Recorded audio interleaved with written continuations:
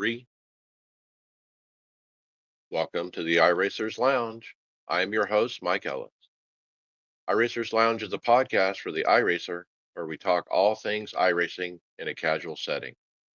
Joining me are the usual characters, Greg Hectus.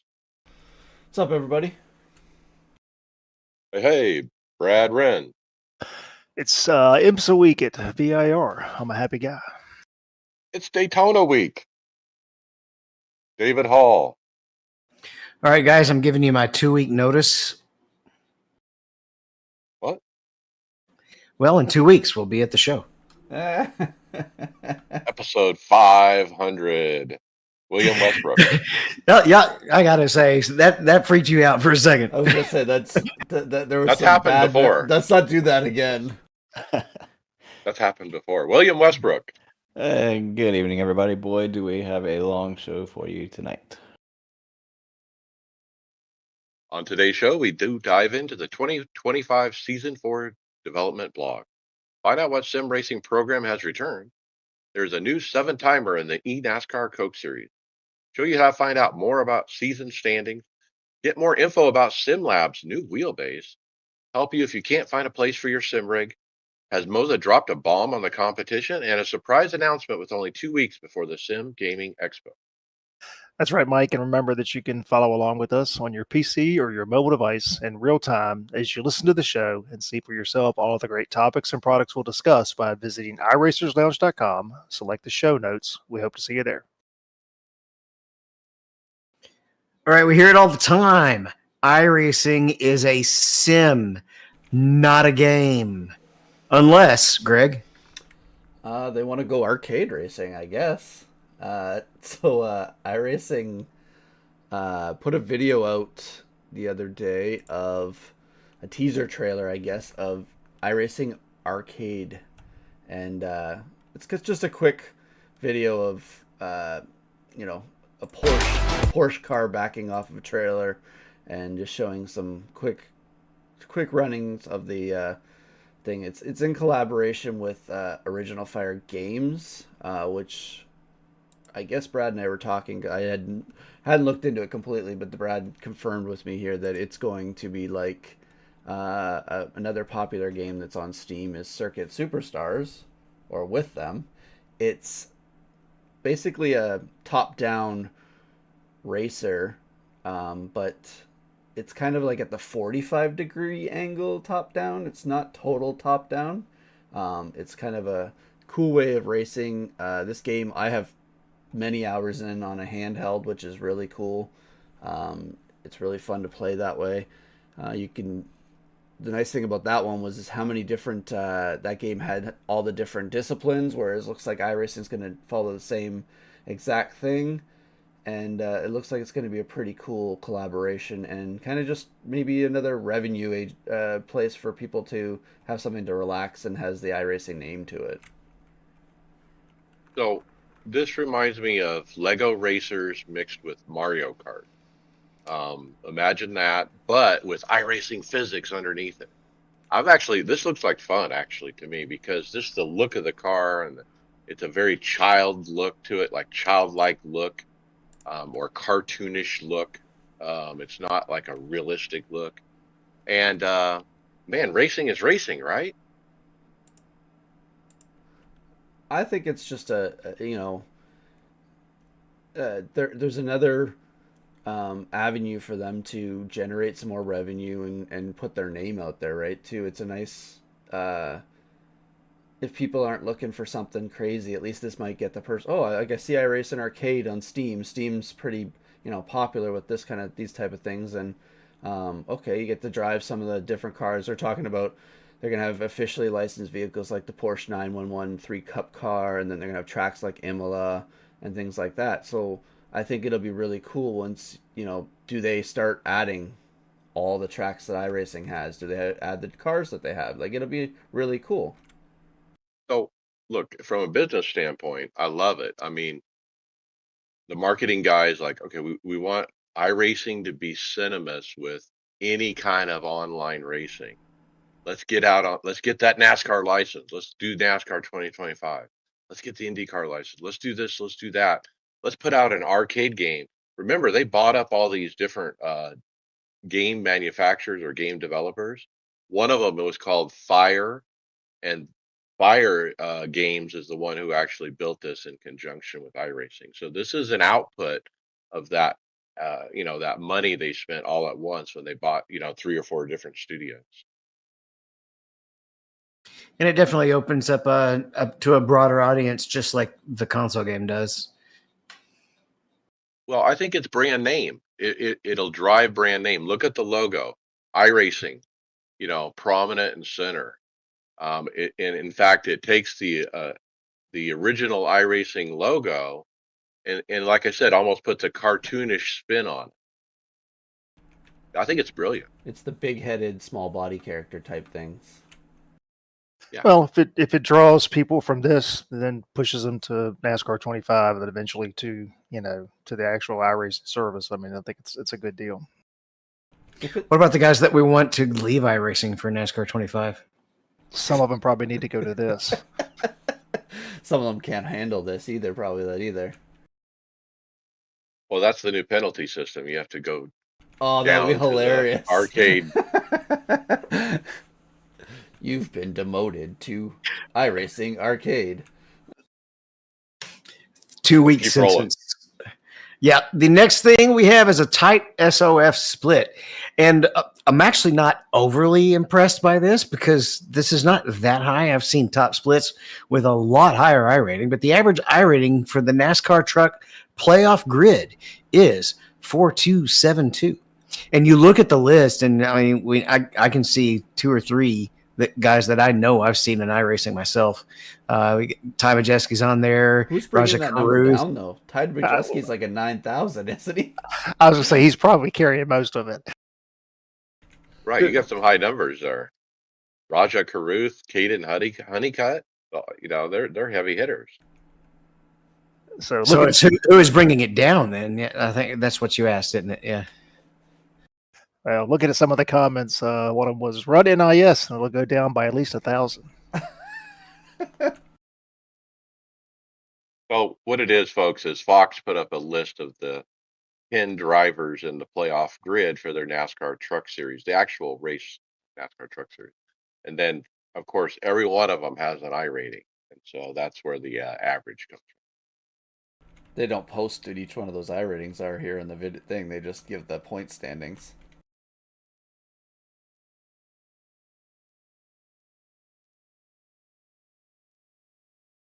All right. So if you were a fly on the wall, could you kill a NASCAR track?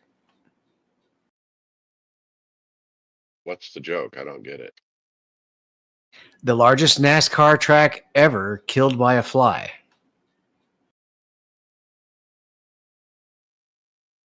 Yeah, so this is interesting. Jesse Iwuji, who I think is a former Truck Series driver, he said, imagine this, in wide open heart of Wyoming, they built Wyoming Thunder Speedway. In 1983, a cathedral of speed, a 4.5-mile oval, towering grandstands, blah, blah, blah, blah. The hype had been real, drivers training for it, blah, blah, blah. Hotels were booked out, local businesses braced for the biggest weekend in Wyoming's history. And then 11 days before the green flag, it would have all ended. A team of rogue state biologists would have discovered something no one expected, an endangered insect, the powder river wingless horsefly, nesting under a pit lane tool bench. Overnight, the dream collapsed. Officials would declare the site a critical habitat. The race had to be canceled. The gates would never be open. There's one problem with that. It's fake news. Oh, I was like, 4.5-mile oval. We did this in iRacing. Oh. I feel like Fake this was story. I feel like this was created in NASCAR 23, just like the Coca-Cola track. Wait, we did this. The Coca-Cola Speedway, or wait, the iRacing Super Speedway, they call it. Yeah, in our 2003, it was Coca-Cola Speedway. That one's only 3 miles, though. And look, let's look at that release of that track on iRacing. Honestly, it's been a flop. What would so Obviously, we learned something about fantasy tracks. They don't have the appeal that, or is it just the oval doesn't have the appeal of it? Maybe. I think it's not a particularly good track. Uh, It it doesn't drive like the other plate tracks do, and the racing on it ends up just being even sloppier than almost like a Richmond. What is like 4.5 miles would be crazy though as an oval, don't you think? That's what I was saying. Look, I think it made me realize as an oval driver, I crave big ovals right now. I don't know why, but we just don't have enough. I mean, the new Atlanta is kind of nice. Makes me want more. Brad's like, no. Yeah, because they're so fun to drive in this car. Once they fix the car. All Not right, move on. happening. Move on, David. All right. Imagine meeting some of your real life competition in real life, but not in real life, but online instead. So that I think is what this next post is about. And it's that Lando's first interaction with Calapinto was in iRacing, actually. Yeah, we have an old historic stream of Norris getting run off the road at VIR. The guy like totally overshot, went through the grass, and you hear Norris saying, Calapinto, Calapinto, or whatever, like, crying out like, you almost wrecked me. Alton Park. It's Olden Park, but how old is this? These graphics look kind of dated.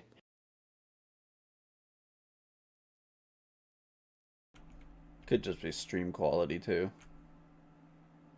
Well, it's probably Alton's getting an update here soon. This is probably still the thing we're running on right now. Good point.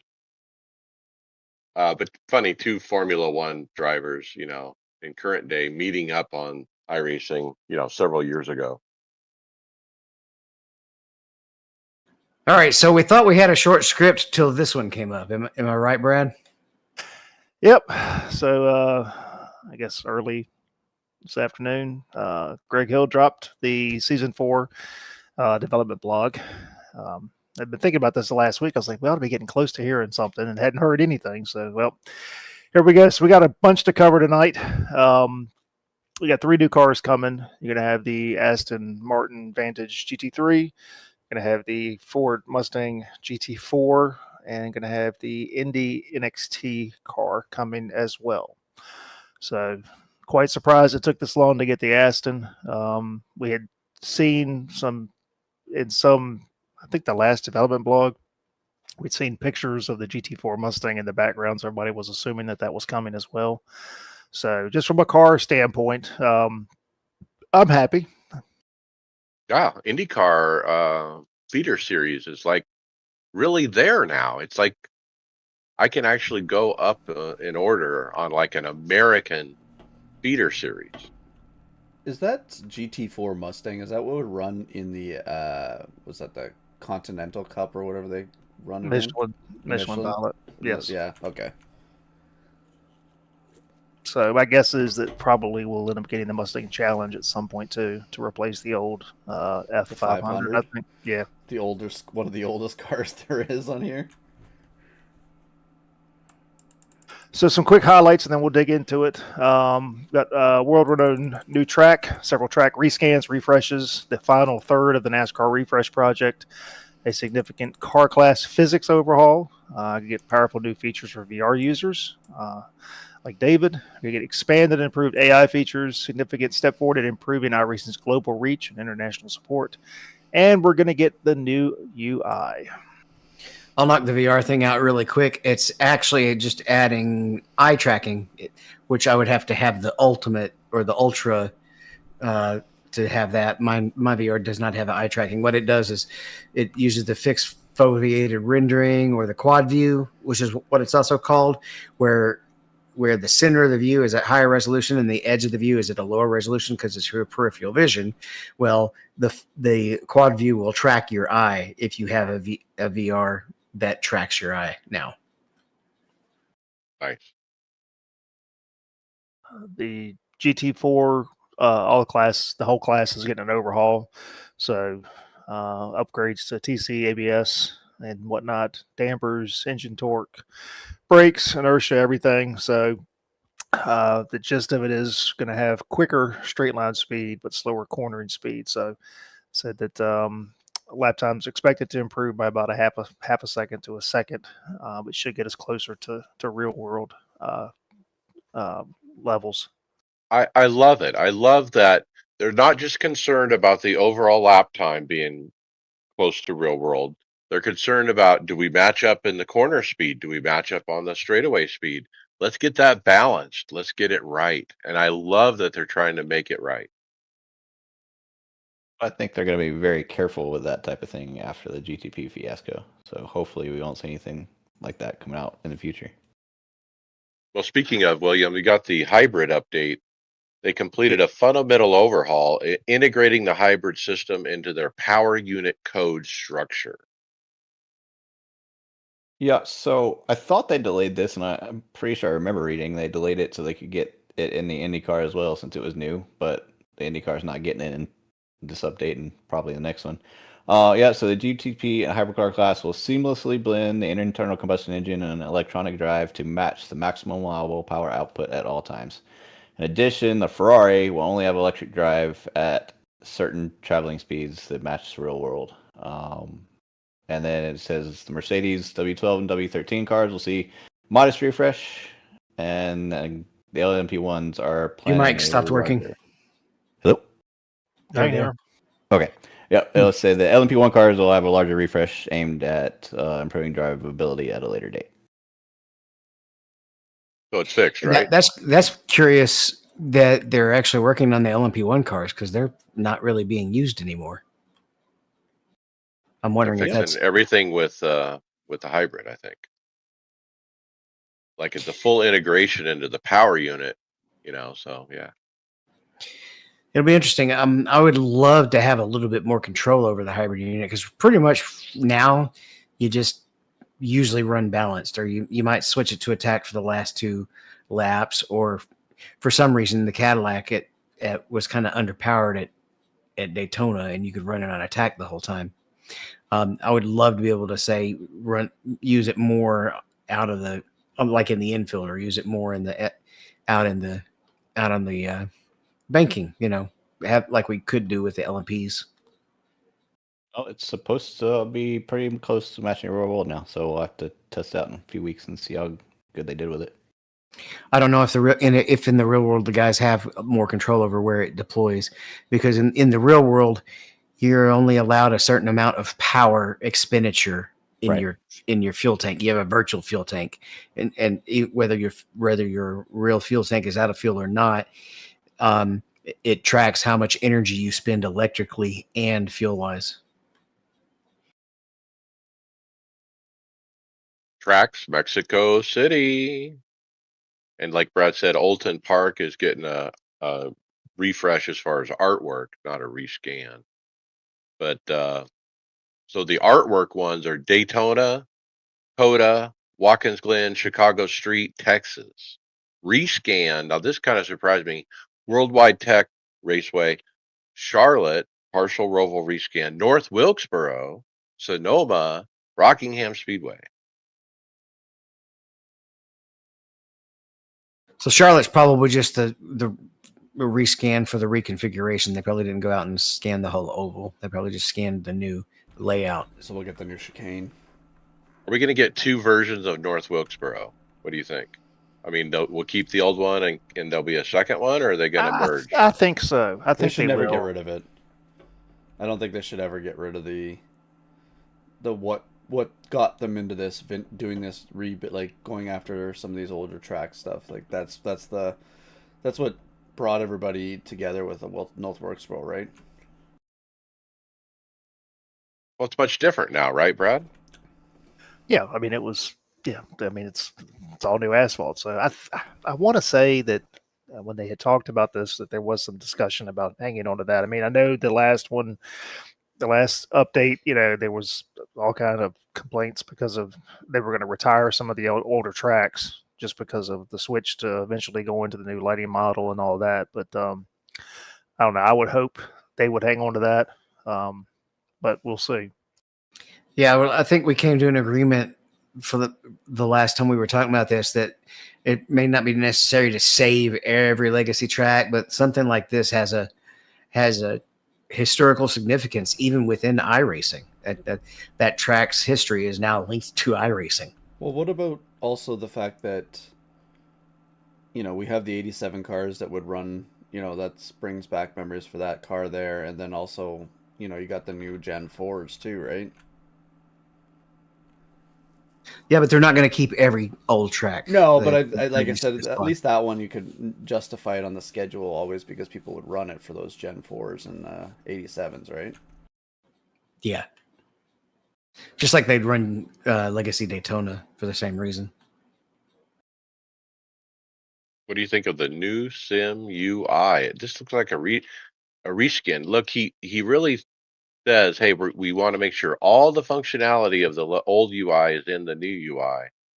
And then later stuff will, additional stuff will come, is the way it kind of came across. And so I don't know that we're going to have anything actually new. It's just going to look like a reskin.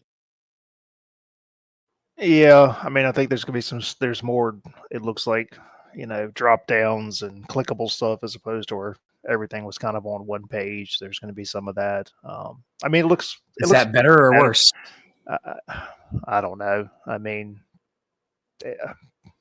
So I'll answer that. Nick Nebon, of course, did a video today about this article from Greg Hill, and his take on it is that, oh, this looks like the standard UI stuff we see in all the games, that the trend is to make you click more. You have to click here, click here.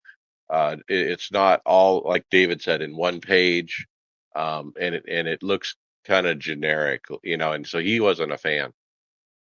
I mean, I think it looks good. It's updated. I think I'd said in the chat. I mean, the UI had not changed. I mean, I was surprised when I came back 7 years later that the UI was the exact same as it was before. So I think it's time for them to do some stuff. I just hope that it's going to start to progress to where we get some different widgets and some different stuff and get some more information. Just, it's quite tired with what's in there. Is it not disappointing that it's taking this long to do a skin refresh, though? Like, if it is just a skin refresh? Well, I think they changed the whole system. They're changing the whole back end of the menu system, Greg. It's not just a reskin.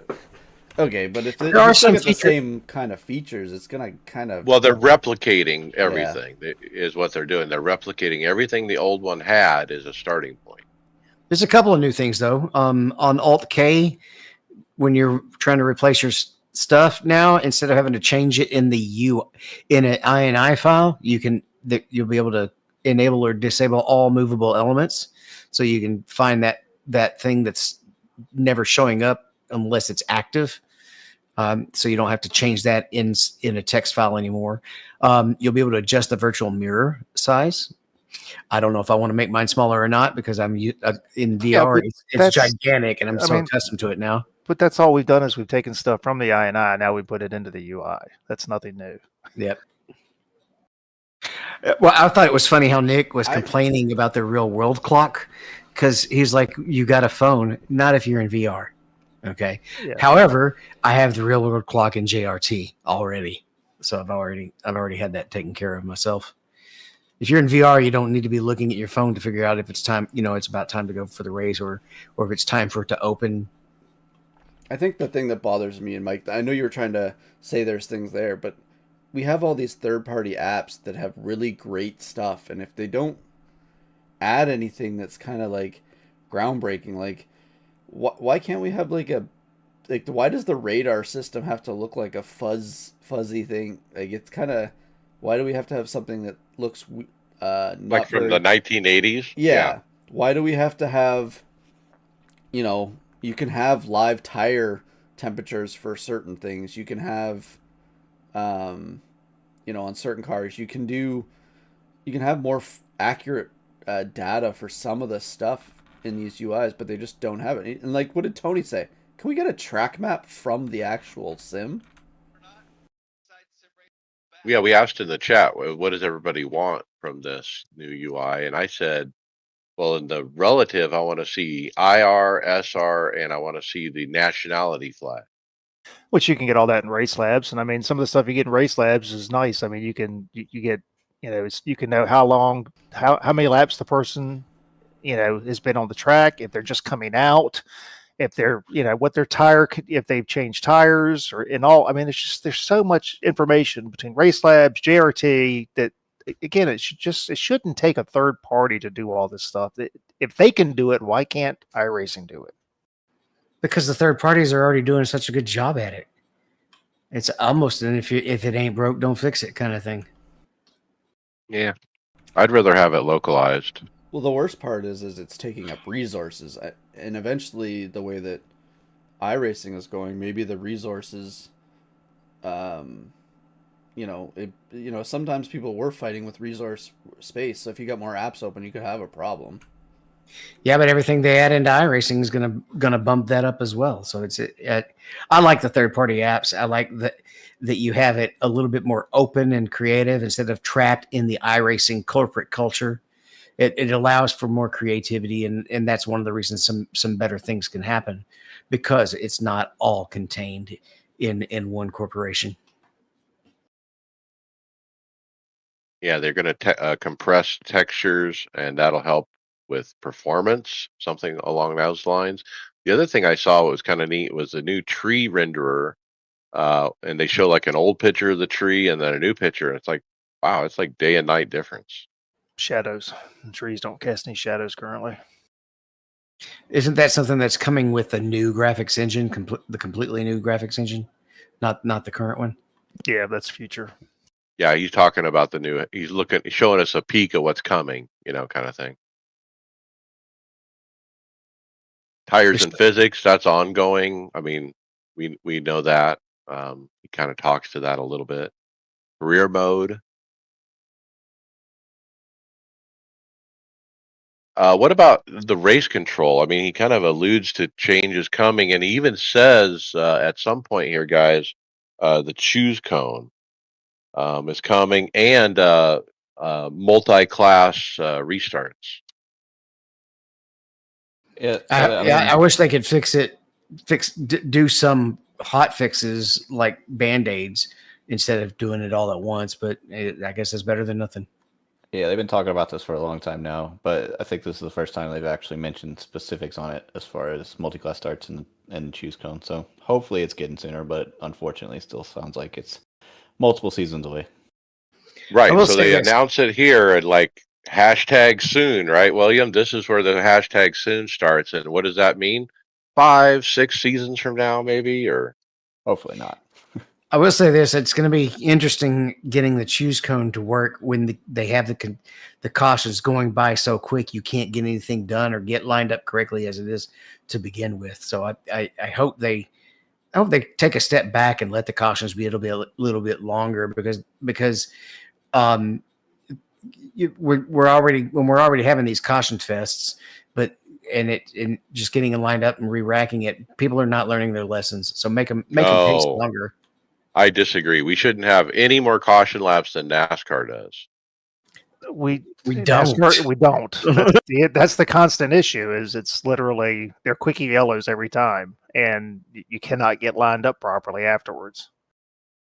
You can't get lined up properly. The lucky dog, if he doesn't sneak up and run around, sometimes he's not able to pit. It was almost impossible to get into the pits in time with a lucky dog at Richmond. You had to go all the way around. So these short, only 2-lap cautions are just causing more problems than they solve. So you know how you get the warning from the game when you're going too fast and you're on the front row and you need to slow down or you need to be within this. Why don't we build into the game when it's under caution? If you're not caught up to the guy behind you correctly, the game starts squawking at you. Like catch up to the field. It won't stop until you catch up. We got to train these guys to get caught up correctly, like regular NASCAR drivers do. Look, when the caution comes out in a real race, they're not lollygagging around. They go around and get caught up. There's nobody that doesn't do that. The problem is not the drivers. The problem is they're not getting enough time. And it's also telling you to get behind people too late. All right. If you're the lucky dog or you have an end of line penalty and we're coming to the one to go, and somebody comes out of the pits right in front of the pace car, it immediately starts telling you to let them by, and they're literally right in front of you. It's that it needs to not make drivers that come out super late, right before the pit exit's closing, they need to line up in the back, even behind the penalty cars, and because that's what they do in real life. I've watched it in person when they're fixing stuff and coming out at the last second. They just line up in the back. They don't get to go up past the penalty cars. So moving on, Gen 4 drafting is being worked, reworked, and improved. That's good to hear. I struggle a little bit. I don't know exactly what it is with the Gen 4. And then this one, Oval Refresh Phase 2, did not advance with the immediacy we originally intended, and we had to take a step back and assess broader implications. The team is re-engaged and eager to improve oval racing. So it sounds like that just didn't pan out or something.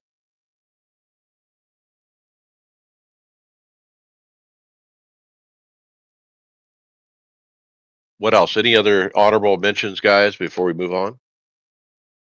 So a little bit of talk about the audio features. So I guess we're going to get some updates on that in the next few months. You know, it'll be nice to.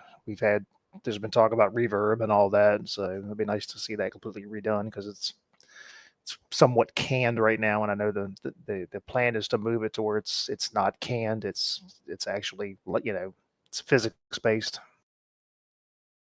And there's 3 tracks mentioned as coming in the future: Adelaide and St. Petersburg, with no date given, and then Miami will come out in the December update.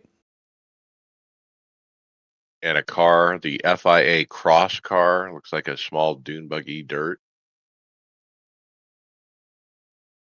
So there's another series going to get pit stop animation. Who do we think that is? We think that's IMSA, think so. GT3s is my guess. popular. Indy cars have pit crews. Yeah, they're sitting on pit road. Okay, I don't ever run the Indy cars though. Yeah, I think IMSA would be next, GT3 style or whatever. All right, well, I think that puts a good bow on the dev blog. Let's move to the next item, which is Inside Sim Racing Returns. And you can look, when you look at the thumbnail, it says 7 years later. They've got a new logo. Yep. So this is Darren Ganji. Him and Sean Cole were the 2 original hosts of this program. I mean, it's been many years ago. They had a split. Glad to see it back. You know, Darren was always, I thought their show was probably, you know, was one of the better ones. That it was not the YouTube sphere was not as heavily saturated with content, sim racing content creators as it is now. Yeah, that was like the thing to watch back then. And look at Sean. So let's make sure everybody understands. So this guy and Sean Cole did this Inside Sim Racing back in the day. Then Sean Cole broke off and really did build his own behemoth, you know, channel, the Sim Pit, you know, and he's really got a nice review channel over there, and so this guy that you just mentioned, Darren Ganji, he went on to start Sim Motion, a U.S. based hardware selling company, right? Yeah, that's where I bought all my Sim Magic stuff from. Okay. So trustworthy. You had no problems with doing business with them. No, it's been good. I haven't had any issues at all. So they've gotten a couple episodes are out now. There's one of them. He's got some guys that are going to be doing some reviews and stuff. And then I saw they just dropped, I guess, about an hour episode. I haven't had a chance to watch it yet, but episode 1 looks like just came out within the last day or so. All right. All right, Cool. Mike, you drive the Gen 4 a lot, so you should take this next one. Yeah. So I kind of alluded to it, but they mentioned this release is going to have some fixes to the draft. There was this forum post about that. Jordan Berube said in the forums, yes, the broken draft is the most glaring issue with this car, but there are other issues that need to be highlighted. The power band feels off. Doesn't feel like 900 at 7,500 RPM. There's too much grip. Wouldn't expect the car to feel this planted, even at lower grip tracks. Car feels lazy overall, and the force feedback is numb and broken. And so, yeah, I like I said, there's just something off about it, and I think he maybe hit the nail on the head. We do have a response though from staff member Matt Holden, and he gave a couple little tidbits that were kind of interesting. He said there are two different models. In fact, the two bodies have two different aero maps. The downforce body wants to be tail up with about a 1-inch clearance on the front, and the SS body wants to be tail down with the nose up about 2 inches or so off the ground. It confused me to no end to try to wrap my head around that one. And so I thought it was interesting that among the two different cars, because of the stance of the car, he had to completely redo, the draft map of it.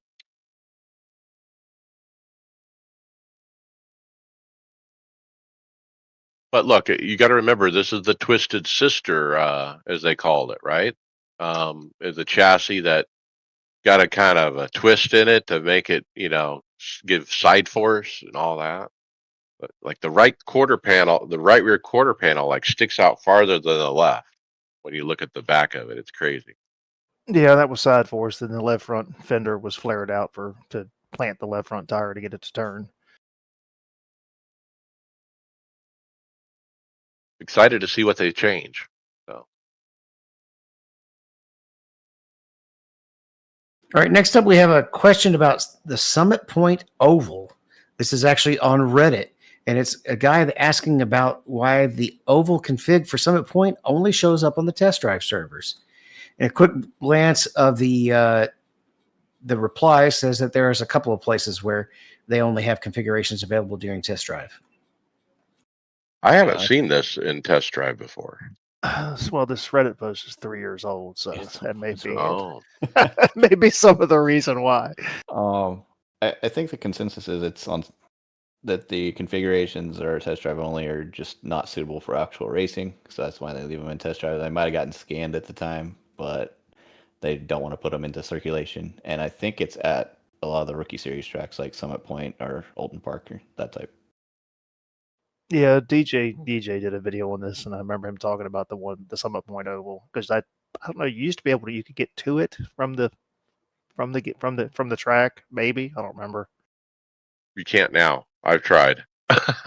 And so I've always seen this because I usually do a fly around on a track like after the race or sometimes before the race. I'll do Control F12, Control Z. Whoa. When have you ever showed up in time to do a fly around before a race? Maybe after the race, yeah. But, Control Z, use the mouse, fly around, look. And I've seen this oval before, and then I got in the car and tried to get to it. There's no way to get to it. We're after the race, Mike will even sit around and look for Junior on the new tracks. Either that or while his 9 minutes repair is being done or so. All right. Will, what's this next one about with Max Verstappen saying F1's for the rich or so? You know my rule. Yeah. So this is Max Verstappen, and this is him giving back to. We talked about this a while ago. Him giving back to the kids and doing his sim stuff and everything. You can't even watch it, can you? Get over it, Will. Get over it. I'm trying, David. I'm trying, but I can't. It's him giving back to the guys that don't have money, and he's talking about drivers that he's given opportunities, and the reason he's didn't go into to qualify with that GT car at Nürburgring with his normal name. He did it so that he didn't draw attention to it, so that it was for the other people that were there. I like the clip. I like the clip of him with in the sim rig with the blindfold on, trying to drive blindfolded. it's just another, Max, giving kudos to sim racing, and also just the fact that he doesn't like the way that people get into sports, even though it kind of is how he got in, is obviously having a rich father and rich backing. But yeah, it's his talent is now showing it, and he's giving other people opportunities. So you got to give him kudos for that. Yeah, I'm sorry, Will. I actually forgot, or I don't think I knew that you were a Max hater. I'm just joking. It was something on the podcast a few weeks ago where I can't watch Red Bull stuff. Oh, okay. It's Red Bull. I might have been. He doesn't like winning organizations. That we'll go with that. So actually, his the GT3 driver that's running in the Chris yes, in GT World Challenge, Chris Lullum. Lullum. So I was I think he's a Redline guy. So he got graduated up from Redline and got the opportunity. He's done a very good job. Yeah, they won their class at the spot 24, right? After Yes. the other team got penalized, and then he Yep. was actually finished in a couple other races quite high up. So yeah, he's doing a really good job.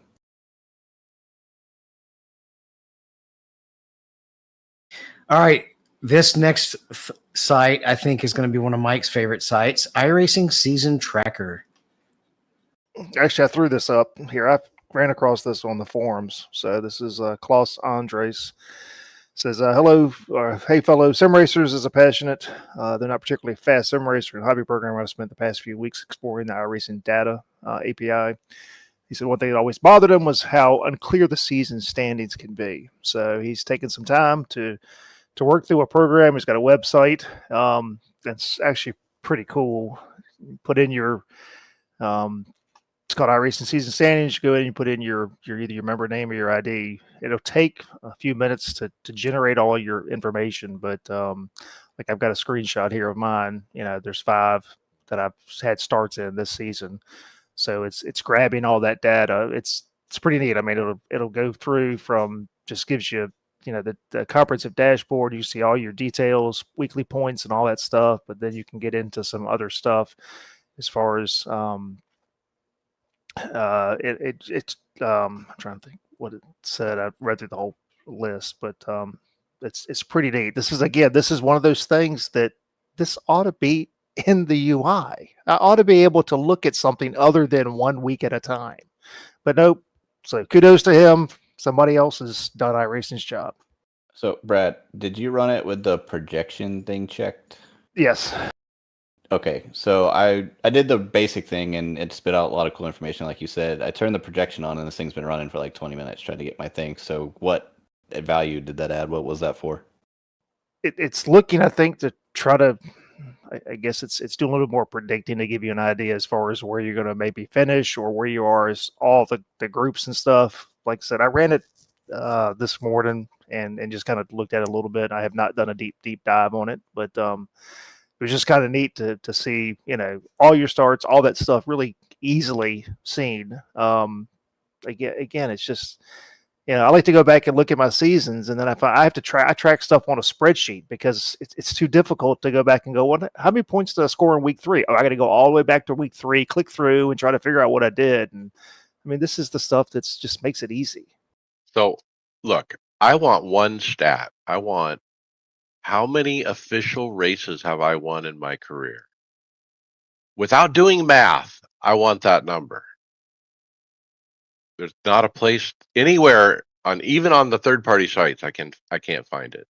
So the irstats.net, they have how many wins you have for official and unofficial combined together, and I'm like 250 or something. But I just can't find that number anywhere. And it's like you said, we really need a stats overhaul in iRacing. This stuff should be there. It should be simple. We should be able to run a query like a chat GPT. Hey, chat GPT, show me where I'm standing in the standings on all the seasons for season 3, all the stuff I've been running. And it just spits it out, something just like this, just by typing or speaking a sentence.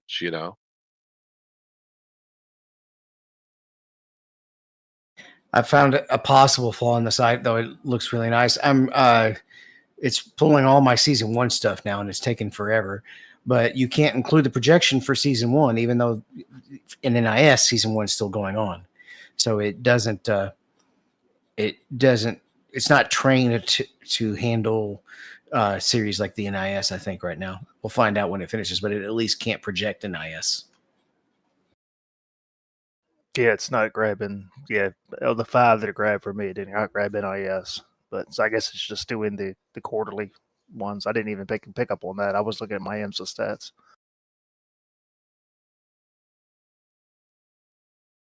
Still, it's pretty cool. All right, let's talk Coke Series, Mike. Steven Wilson racing for a title again. Yep, he did it. He holds off the field in the eNASCAR overtime to grab a record-breaking 7th win of the season. He will be in Uptown Charlotte racing for another Dale Earnhardt Jr. Cup.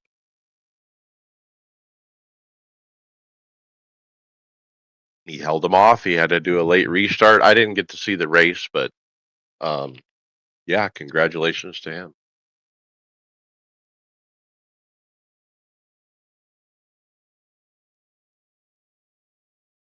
And so the march to the playoffs continues. The top 4, Steven Wilson is locked in. Vicente Salas sitting in 2nd. Bobby Zielinski 3rd. Casey Kerwin 4th. Then the cut line, below the cut line, Parker White, Jordy Lopez, Dylan Duvall, Tucker Minter, Zach Novak, Colin Keister. And that cut line will slide if there's another unique winner, right? Especially if it's somebody that's below it.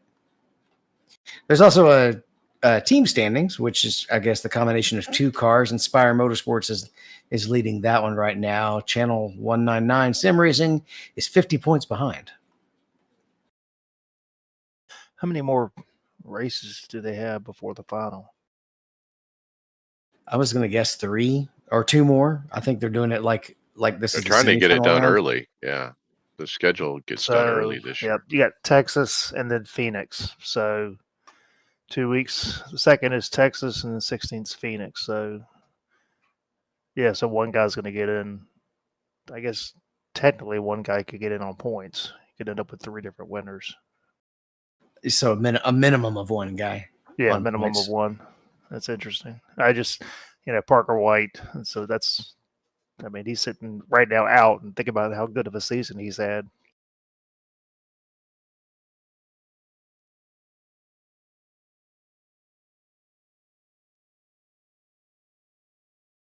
All right, I'm going to have to do it. Will, take it. Oh man! All right, we got a Instagram post from Team Redline, just Max being silly. They show him driving the Mazda at I think it's Road America, if I remember right. And he kind of crouches down in his I think the second lap seat is and puts slower. his head under his steering wheel, and he's like, "Hey guys, this game is some Probably with this speed on the temperature. straightaway." 40-degree track. Yeah, that's kind of cute, isn't it? But look, I really brought this on the script because I love his pink wheel. I mean, look, I'm not into pink, but hot pink. Sounds but like you man, are. that's I don't know. It just stands out to me. The bright color of it. Maybe you know how I like the lime green, Greg. Maybe I want me a lime green wheel or something. Does it? I don't know. Does this pink wheel represent anything? Does he have a breast cancer survivor in his family or something like that? It's an Asher, I think, Asher wheel, if I'm not mistaken, make and it in I pink? think they made him a custom deal. I don't know why it pink though. Hey, does this maybe go with a story coming later that Moses making a bike? Maybe you're gonna have to lean on the bike to create more aerodynamics. I love the pink wheel. It's very brave. I wonder how long of a clip I can put of that song that I just put in the team chat without getting copyright. Can't we do like 5 seconds for satire purposes?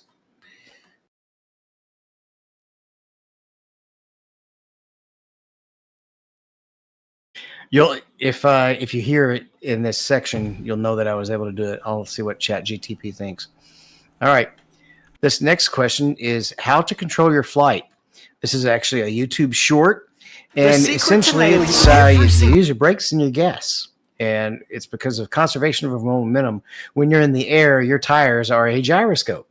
And if you accelerate those gyroscopes or decelerate those gyroscopes, your car will go the opposite direction to compensate through the scientific principle of conservation of momentum. Well, I think the key that I took away from this, or something I learned, was you don't really want to land flat. You want to land almost flat with the fronts hitting first. Yes, because if you land on the back, it's going to slam the front down harder than if you land on the front. It's not going to slam the back down as hard. Well, it's the same principle they do with MotoGP bikes and stuff like that too, or sorry, motocross bikes. You know, they're on the throttle, they kick it sideways to try and get it to slow down in the air a little bit. It's kind of just to land at the perfect spot on the the ramps to get down, right? Yeah, and if you throttle, it will actually point the nose up. If you brake, it will actually point the nose down. When I was a kid, I used to think because you're throttling up when you're leaving the ramp, it's because you have the acceleration. It's turning the car over because it's got the extra little bit once the nose is off. Nope, it's because it's just like in satellites in space use gyroscopes to keep themselves pointed the right direction. If they just have these spinning wheels, and if they slow them down or speed them up, it makes the satellite turn. And it's the same thing. So when your car takes a jump for a few seconds, it's a satellite.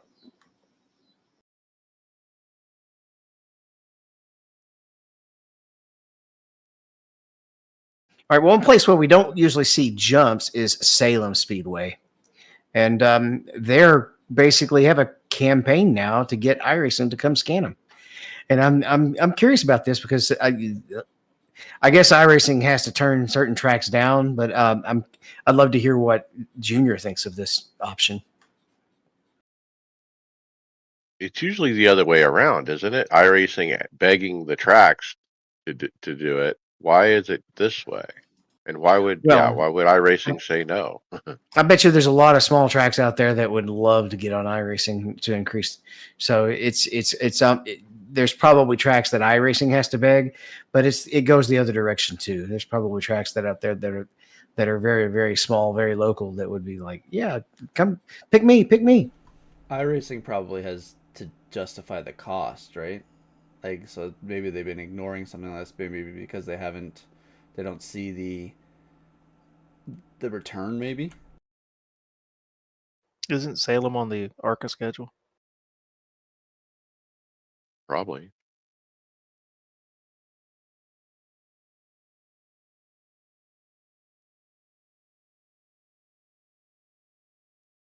All right, we have more Willies, Will. Pun not intended, but there you go. There's a forum post by Matthew Wise. He posts a picture of the new Ferrari 296 with its front in the air, and he goes, "This is ridiculous." I think he's just joking, but apparently they're at the rigging this week, and it is decently easy to get that car off the ground there. So is this from actually jumping off the asphalt? It's not just from over accelerating? It's a crest of a hill. You go over the crest, and if you're fast enough, yeah, this is what happens. Now, Christian Schalliner he replied in this post and said, tap the brake right before you launch, which is not a bad idea because look, if you're this high off the ground, it's going to damage the car, I would guess. What track is this? Nürburgring. The ring, Oh, the Nordschleife, the green hell, as we call it.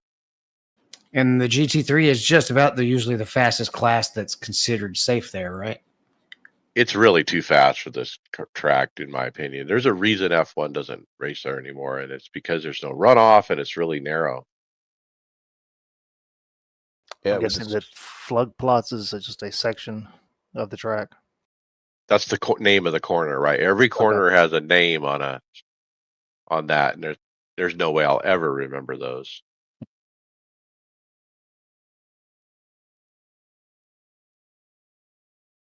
Okay, so iRacing is putting out a NASCAR game called NASCAR 25, and we have news and screenshots galore. Tell us about a few of them, Mike.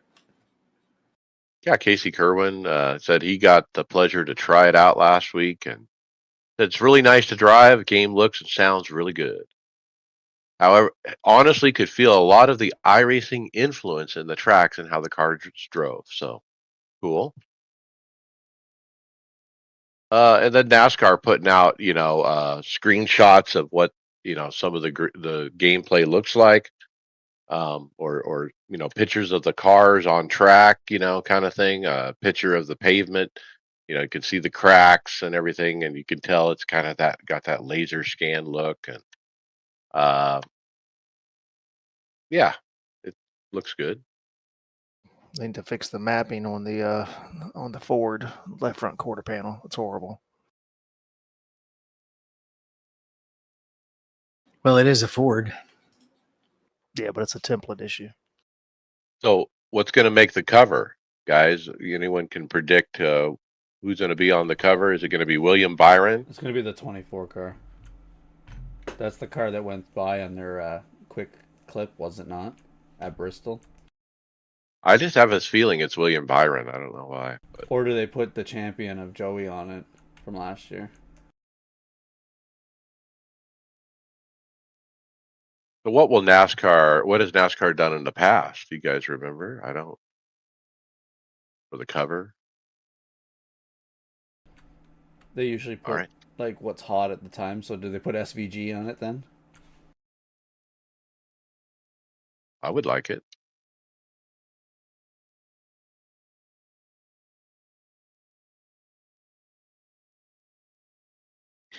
All right, now we're into the Sim Expo section. And remember, 2-week notice, which means we'll be there in a couple of weeks. Don't forget, you can enter a discount code if you haven't gotten your tickets yet, IRLP10. And then we have a bunch of special guest announcements, especially, and including one that Justin should have come on to talk about. But we'll get to that one when it's on the list. First up, we have simracinghub.nl.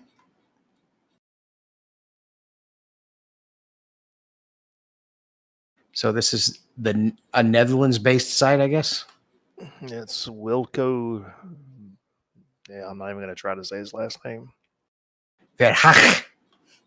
And then we have You okay? Sorry, something was stuck in my throat there. we have Toby Gaming. Toby, a eye tracker. Their head and eye tracking tech. You can control your in-game camera naturally.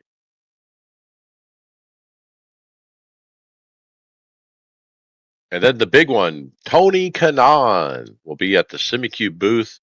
He's doing a meet and greet on Saturday at 2 p.m.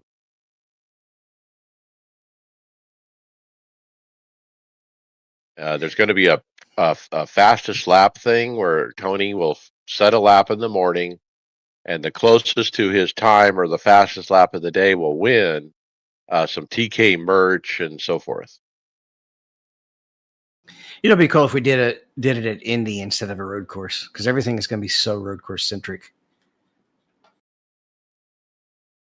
I bet you that'll be at a road course track. But yeah, that's huge. That's probably going to be one of the biggest guys there, unless like Junior decides to do a cameo. And from I think Switzerland, we have racing fuel simulators. These are cool looking, like bobsled looking cockpits. They look like a bobsled to me. We've talked about them a long time ago, but look, they have several different options. Entry level, traction loss, pro level, full motion. They're going to show that off as a world premiere at the show. And then they have a heli option ready to fly. But it's so cool that we're going to see and maybe be able to partake in motion. I've never had the opportunity. I've been doing sim racing forever, and I can't wait to hopefully have an opportunity to try it. PXN games going to be there. So PXN's wheelbases, steering wheels, going to have a bunch of their latest products for people to try. They're going to have a track challenge as well. So it looks like they're working with GTR Simulator and Ace Gaming as well. Love it. Love it. Then Dovetail Games, a featured developer. They do Train Sim World, Metro Rivals, and more.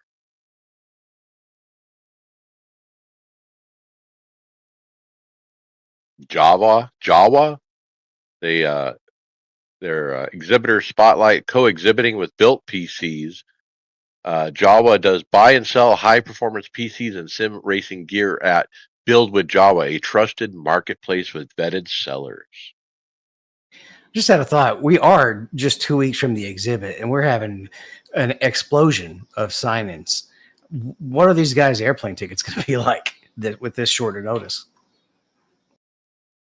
I love it. Or were they just drip feeding everything? And then finally, a video from Sean Cole over at the Sim Pit and his buddy. I forget his buddy's name. Amir. And just them talking about who's coming to the expo and trying to build some hype and excitement. And I certainly got excited after watching their video. I can't wait to meet everybody. It's going to be fun.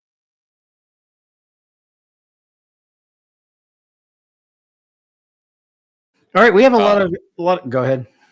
Well, there's one more here, something. David. This is events. Yeah, I'm sorry. I was gonna bring. We've got some trophies, right?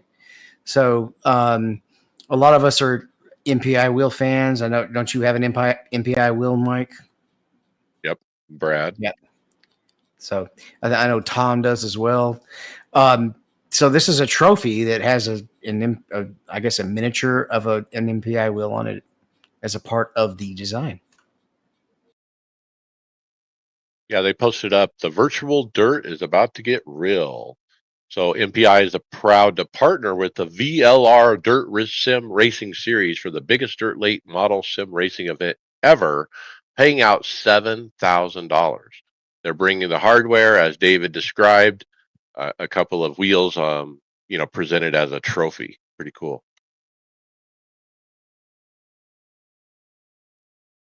See, I think a die cast of your winning car would be a good trophy in a high dollar league or medium dollar league.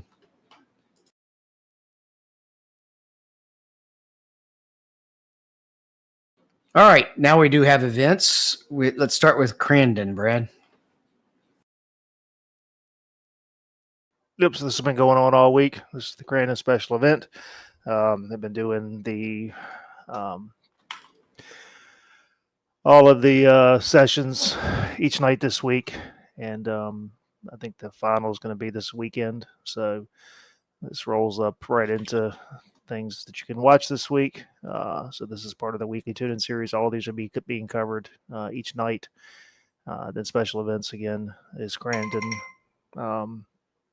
And the IndyCar series is at Milwaukee Mile, and the dirt sprint car and late models are back in the track this week as well.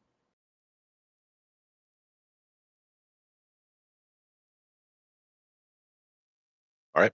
Podcast housekeeping. Leave us a review on your favorite podcast platform to make it easier for more listeners to find the podcast. Please mention the podcast to your fellow drivers so they don't miss out. We would appreciate it.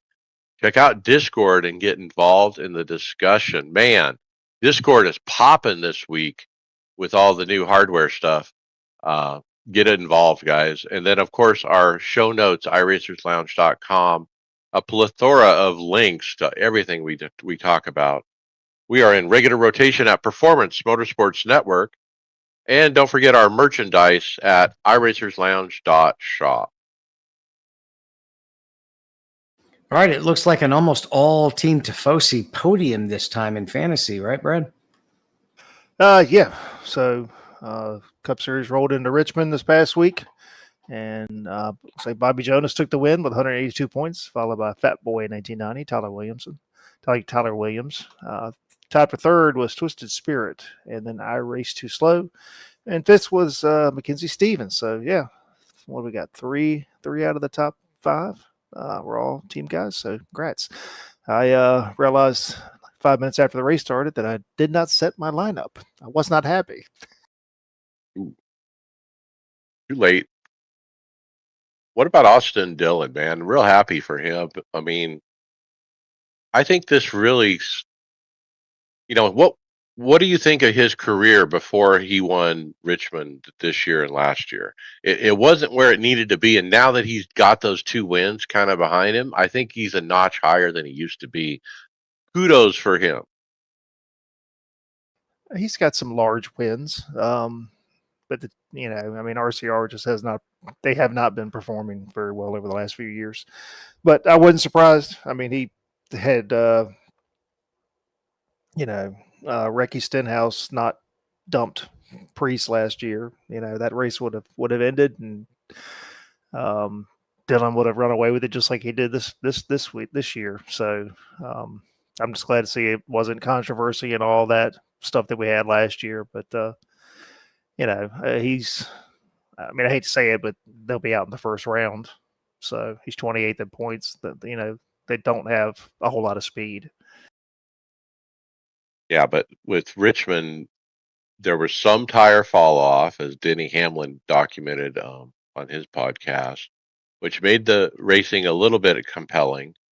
Um, and I think hearing Austin Dillon's interviews post race, he was like, "Man, I was saving tires, saving tires, saving tires, and that's how I was able to run that well." Yeah, we had fall off. We've been asking for that, and that's great. But everything that I've heard, Goodyear is basically about at the limit of what they can do. So it's just a shame that they built such a crappy car that they've had to turn to Goodyear to try to fix the racing, and that's ultimately what it is. The car is just still junk. So Daytona, I mean, crapshoot. We got some people trying to get into the playoffs. This is their shot. Uh, Connor Zillich is back. I hear he's going to take Daniel Suarez's ride, the 99 for next year. The biggest unannounced secret. So he's, I guess, going to start the Xfinity car this Friday, and then Parker Kligerman's probably going to take over at the first caution. So I don't blame him. There's no need to be out there and end up getting hurt. I don't know. I mean, you got two guys that are fighting for spot on points. You got Ruddick and you got Bowman. If you get somebody wins that's not already locked in, one of them is out. Because you've got 14 winners right now. So Did you read that they're actually planning on putting him in, or were they just going to have him there as a backup if he starts hurting? the interview that Bob Pockers posted with Zillich said that he's most likely going to get out. He's kind of going to depend on how he feels, but if you remember, it was at Talladega where he got turned and hit the inside wall and ended up black bruises on his shoulders from the straps. He doesn't want to do anything like that. He's got a plate on his shoulder. So most likely he said that he'll get out of the car and he's going to get the points for it anyway. So let Parker take the car. He's been fitted for the car already. Makes sense. He's got a big future ahead of him, probably. He probably signed a contract that we don't know about yet. Well, he was already signed with Trackhouse. Just all they did was put him out loan to Junior Motorsports. Right. Yeah, I don't know. It'll be a typical Daytona. I mean, I don't know. The spitefulness part of me hopes Cody Ware wins so that we can see absolutely how flawed the system is. That's just me, though. Michael, I want to see Michael McDowell. I mean, he always runs well here. Yeah, I think that there's no telling. So we'll be at the racetrack all weekend, so I won't see it. But coming out, overall standings, we got Mike Wuju in lead with 46.96, followed by Matt Robb 40, third Cletus 5.45, fourth Res Dog, fifth Mud Dog, and Tyler Williams back in top 10 with 45.44.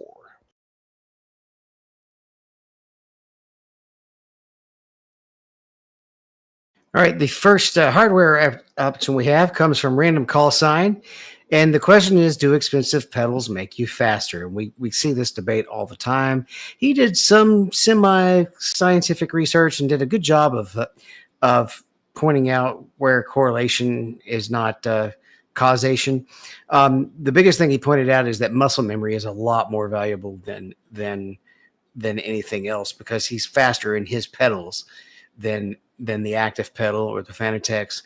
He did get the fastest time on the other pedals in the cheap version of the Fanatec's, but he put an interesting stat up there called standard deviation, which basically that's a measure of how variable and how spread a a lap time is, and the one that had the lowest standard deviation, which means more consistent, was actually the active pedal. So I would surmise that if he had enough time to really get used to an active pedal, he might be a little bit more effective in that. And so he thinks that he mentions diminishing returns. Yeah.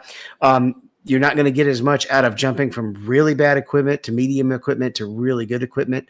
But where I don't agree with him is that bad equipment can hold you back. And that's what I've always said is it's not going to make you faster, but bad equipment can make you slower is what I think is really happening. Look, I'll talk to the direct drive Moza pedal, active pedal. It is very consistent because you have that motor, dictating the exact strength of the consistency. So, is it made me faster? No, I don't think it has. Is it provided more immersion? It has for sure. That's really what it has been for me is immersion. To be able to go to a soft pedal on like a Toyota TR86, like a pedal that's flopping soft, to a F4 pedal that won't even move. It stands straight up and down and barely moves. And so to be able to just push a button and go from one to the other, that's the value of it. I did gain time when I got the hydraulic pedals compared to the Fanatec V3s once I got comfortable with it because it's just better in the braking zones.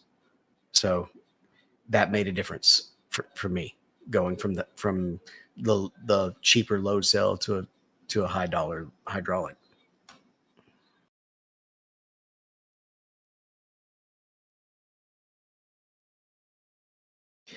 All right, let's talk. Speaking of cheaper wheels, what about the Thrustmaster, Brad? Yeah, we got a Instagram hit here from Thrustmaster talking about the T598. This is their new direct drive wheelbase. Couldn't find any pricing on this yet. They're using a different type of.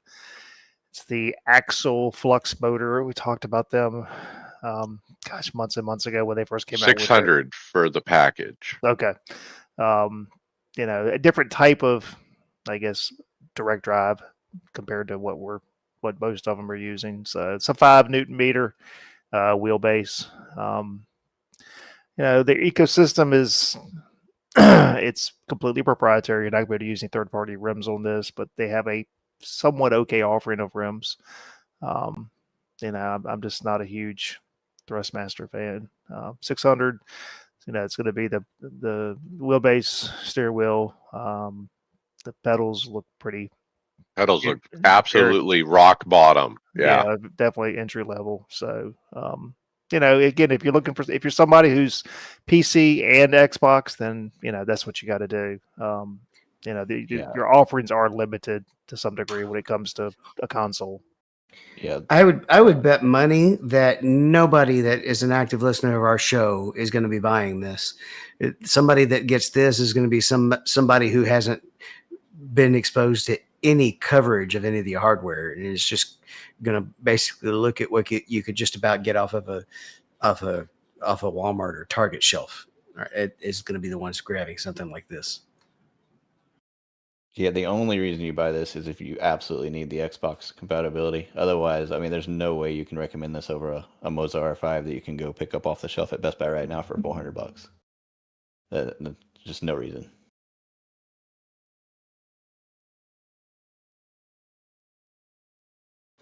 All right. Well, what's the secret?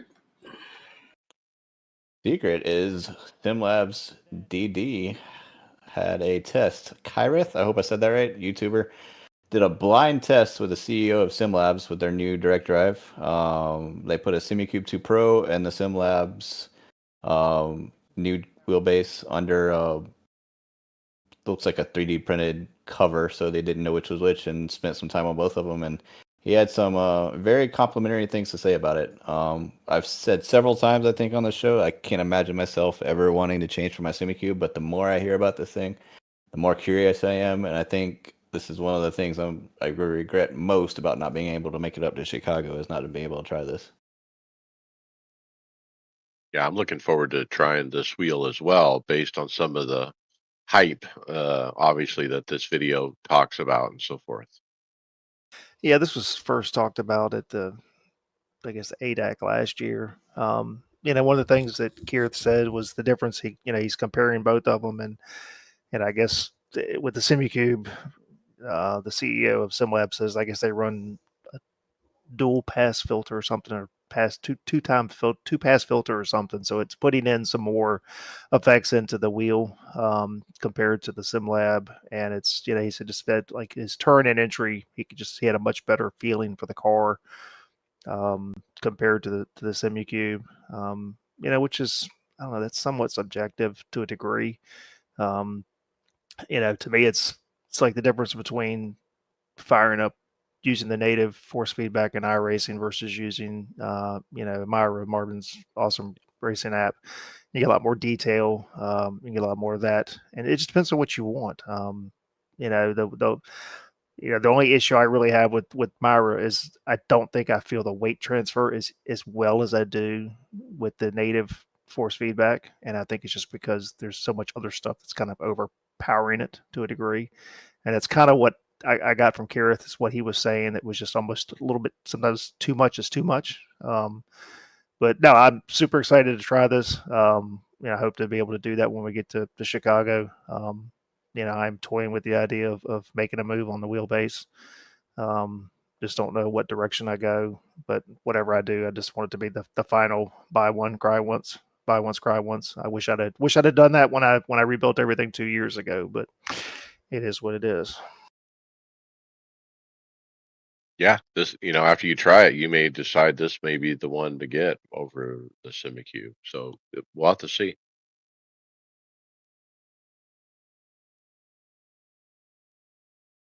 All right, now we have one from the Sim Pit, and he has declared this his new number one favorite wheel. He covers the Sim Experience AccuForce Extreme. Yeah, a US based company, and they have a big old base, and it's strong. What is it, 25? Yeah, I think 25, 28. 20, 28. You have the wheel that comes with it, massive power supply, their own software. Um, Lots of good things said about this, especially the feel of it. I think the drawbacks is the wheel, and so forth. Um, but look, if you're in that range and you're looking at somewhere in the 25s, uh, it's something to consider. It wasn't something that I made my top three, but yeah, it's been out there. Yeah, we talked about this some months ago when it was announced. I mean, looking at a strict dollar per newton meter, this is about the cheapest that you can go. Sim Experience has been around for a long time. They were one of the first ones to do motion. But one of the things that Sean says, I mean, it's big, and Yeah. the only mounting options is from the bottom. And again, it's wireless wheel, their wheel. I mean, he ended up I think he took their wheel off and then took and put I think an MPI wheel onto the button box. But he was able to hook up a GSI wheel and run it fine. Just of course had to USB cable it in. It's just it's big. It's really big. I mean, I think about my setup. I want a front mounted wheel. It's just what it is because I wanted to go underneath my monitors. This would never work. I just there's no way. I wanted a front-mounted base as well. I think that was one of my prerequisites when I went to go buy it, because the SimLab P1X I have has 2 or 3 different front-mounting bases for particular brands, and so I was kind of like, okay, well then I'm going to buy that, and I'll buy that brand, So obviously, with this only having bottom mounting, it kind of missed the cut.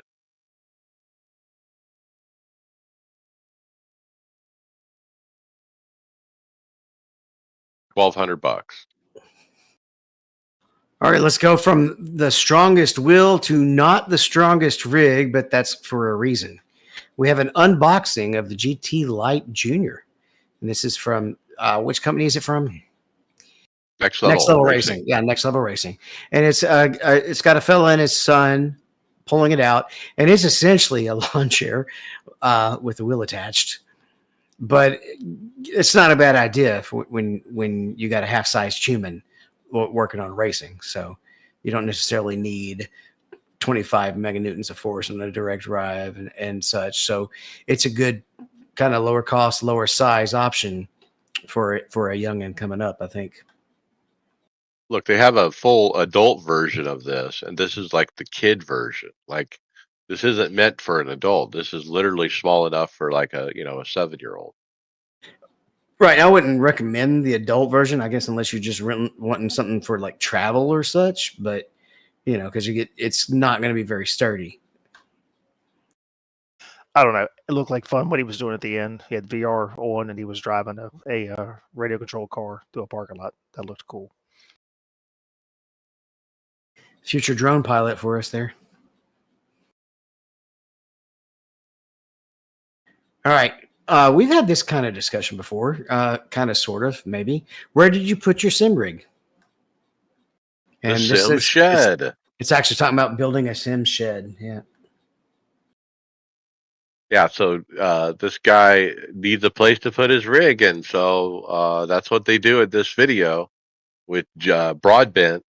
They apparently gave, building a sim shed on a budget is the name of the video. This was not much of a budget. If you watch this video and what they I mean, you could have built a tiny house for what they've spent on this thing. Yeah, so done by Random Call Sign. It was really cool. I really like it, but like you said, not budget. And I saw they put the insulation panels inside the walls when they were building it, but the only thing I could think the whole time is, man, that's gonna be hot in the summer. How would that work? How would that work in Georgia? They had a budget. Just because their budget's bigger than yours doesn't mean it's still not called a budget. I mean, all right, but learn your English language. Budget doesn't necessarily have to mean cheap. The federal government has a budget, and it's just trillions and trillions of dollars, but it's a budget. Yeah, need a little ventilation probably, but yeah, it could double as a yard shed to put the mower in. And I couldn't figure out where they're at, so there's no telling, but yeah, that's nah, I'm good. I'm good. I mean, I see people having the garage and stuff like that, and I get it. I'm lucky I've got a basement. But prior to being here, I mean, mine was in the living room right beside the TV. So the wife and the kids for years watched me race. It's just what it was.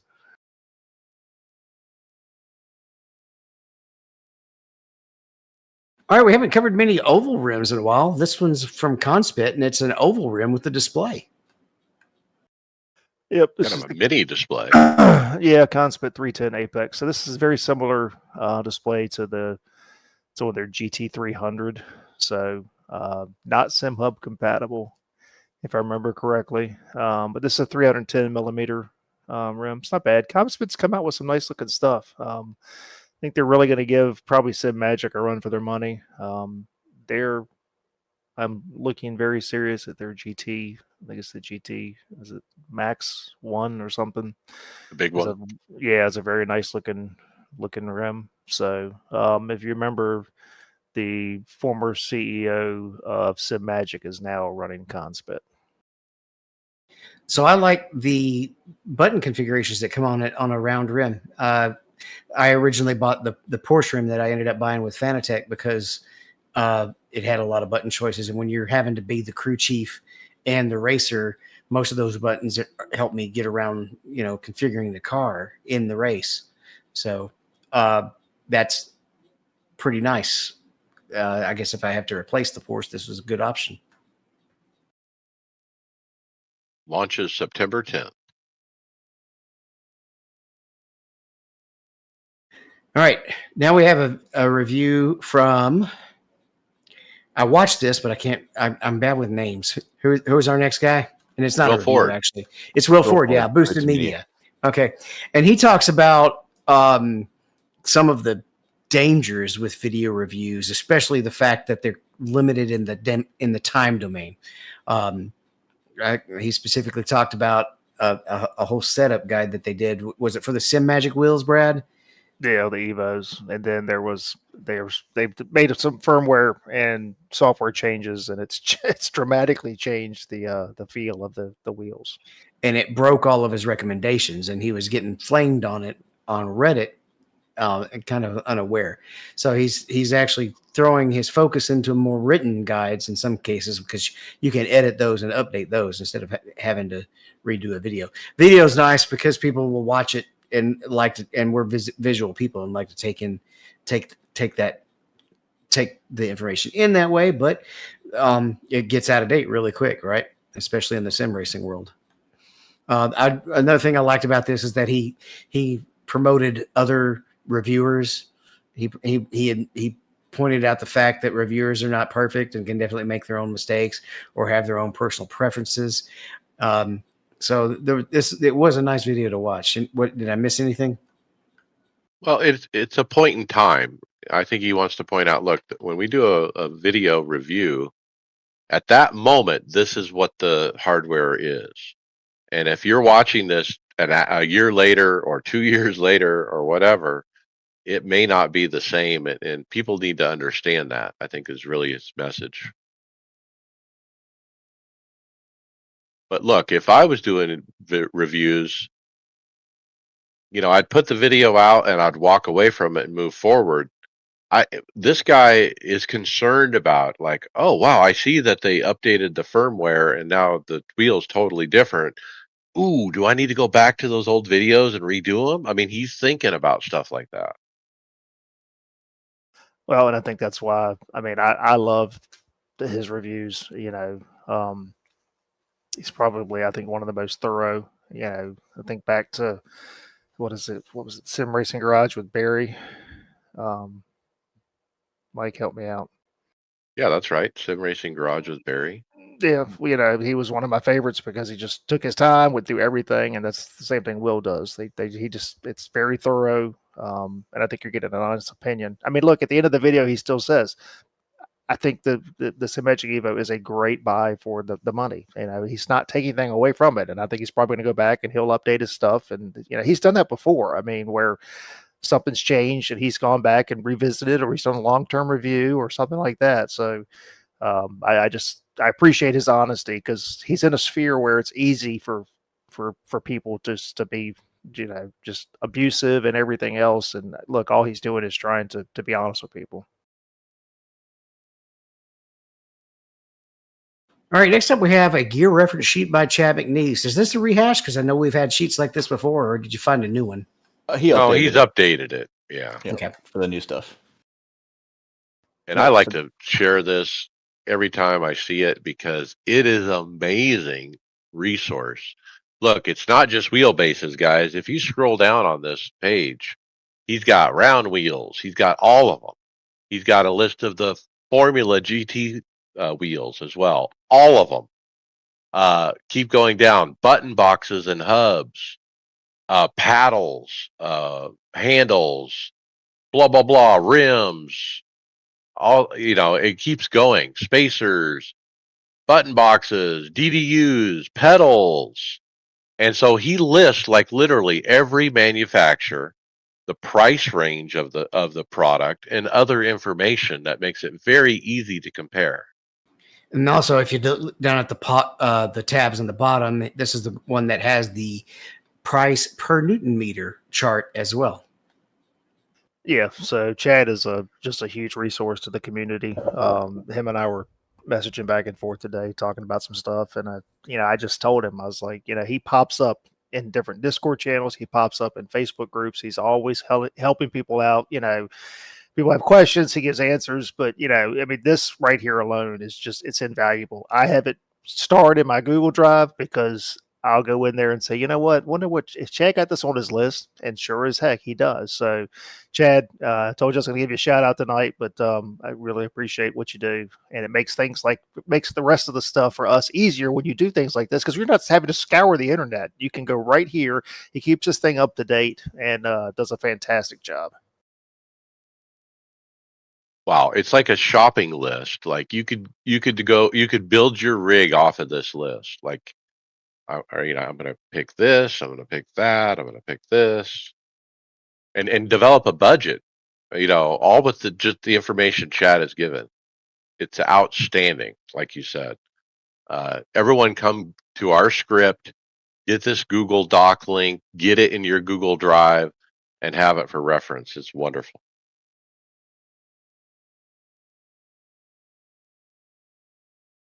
All right, next up, we're going to talk a little bit of Moza, and it's using the hyperbole every time. There's a lot of YouTube channels that like to use clickbait of each company is going to kill every other company. So this one says Moza just dropped the nuke on sim racing. Is it because they're basing off of Moza's got like the more fair price, not fair pricing, but they're different in the market pricing wise, maybe too, that they're thinking that.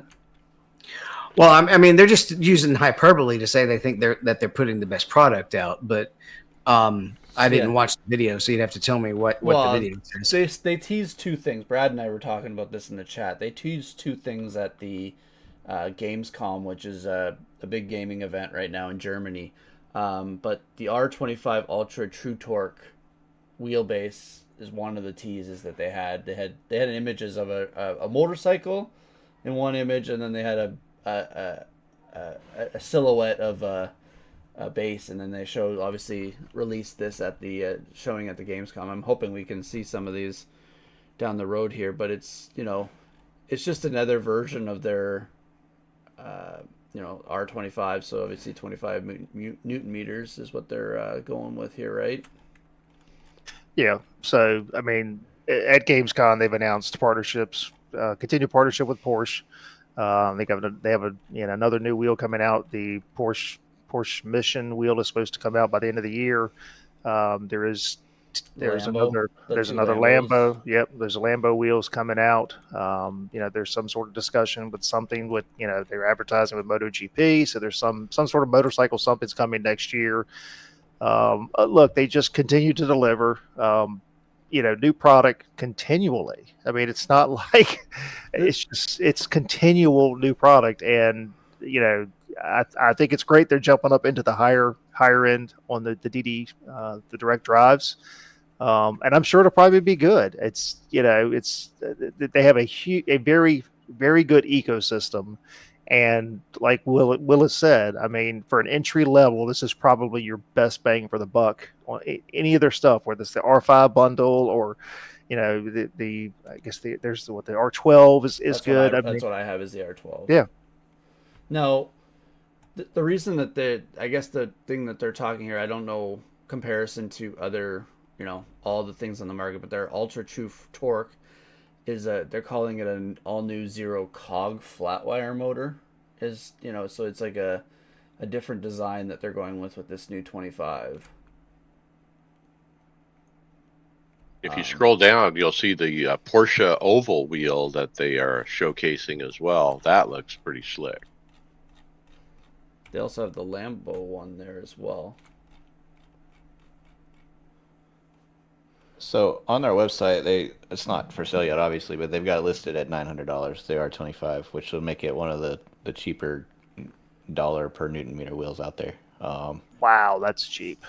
I've never used anything above the R5s. I can't compare how the force feedback feels. So it's the same newton meters as the SteamCube 2 Pro for $500-$600 less. Who knows how they feel? Are these one of the guys? I saw they announced it at Gamescom. Is this going to be at the expo to try? I Do we haven't know? necessarily seen Moza announced Yes, for they're the coming to expo. they're at the expo, are they not? I swear we've talked about them being there. I I'll have to recall look. talking about him as well. Because Okay. because I think it had to go with there's one of the guys that is a YouTube streamer that uses a lot of Moza products as well. I think the other thing Brad, we were talking about the MotoGP.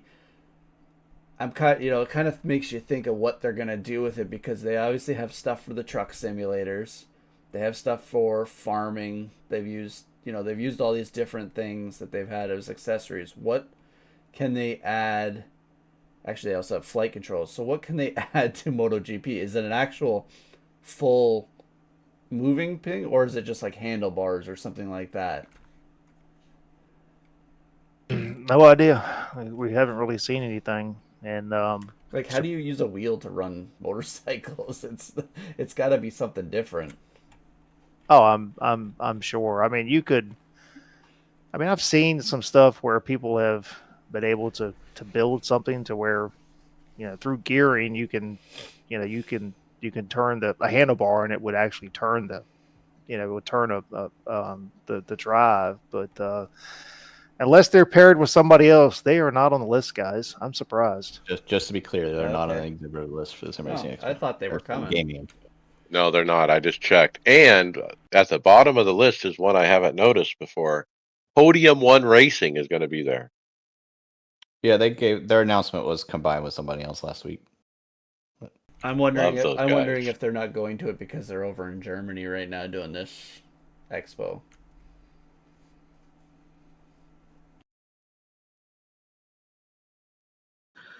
All right, I know, Mike, you're always complaining about getting too hot in when you're racing, and we now have active cooling in a sim racing seat. And if this works anything like what I have on my bed, it's basically an air conditioner attached to a fluid that runs through the seat. Yeah, so we have Next Level Racing has posted up this week a new product, the ERS3 Hypercool seat, and $450 US, I believe. Available in the US. We have seen a seat like this in Europe through Eau Rouge, but it's not available in the US. This is available in the US. It says it's 6 individual high flow cooling zones. It shows a picture of the seat with like 3 superimposed fans kind of blowing cold air. Now, they haven't released any other real pictures of this to really show how is it designed. Are there channels? Are there just fans? Is it got coolant like David says? Who knows? My guess is going to be that it runs water through the seat and then runs it to an air conditioner setting next to it, and just pumps that through it. Let's just hope it doesn't fail as much as the NASCAR cooling seats. No kidding. An interesting note, though, that you might learn: if your room is too warm, it won't be particularly effective because that AC is got to pump the heat out into your room anyway, and it doesn't work as well when the air in the room is already warm. I know who their first customer will be. It'll be TJ Majors.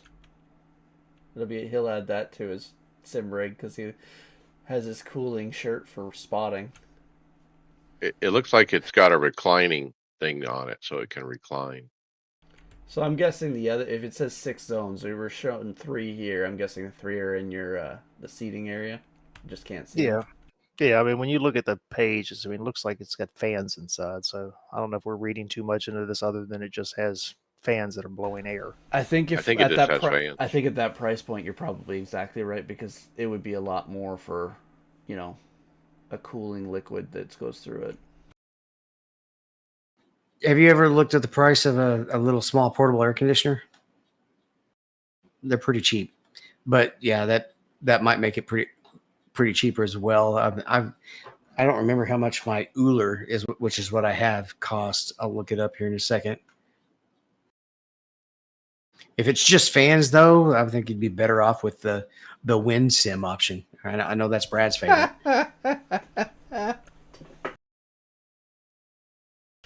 I really like to feel the wind in my face going through the windshield. It makes a lot of sense. I'm actually on your. I'm on your side. I Actually, only Brad. cool the I know. important areas. I don't blow it up my face. All right, Mark Martin. Keeping the boys cool.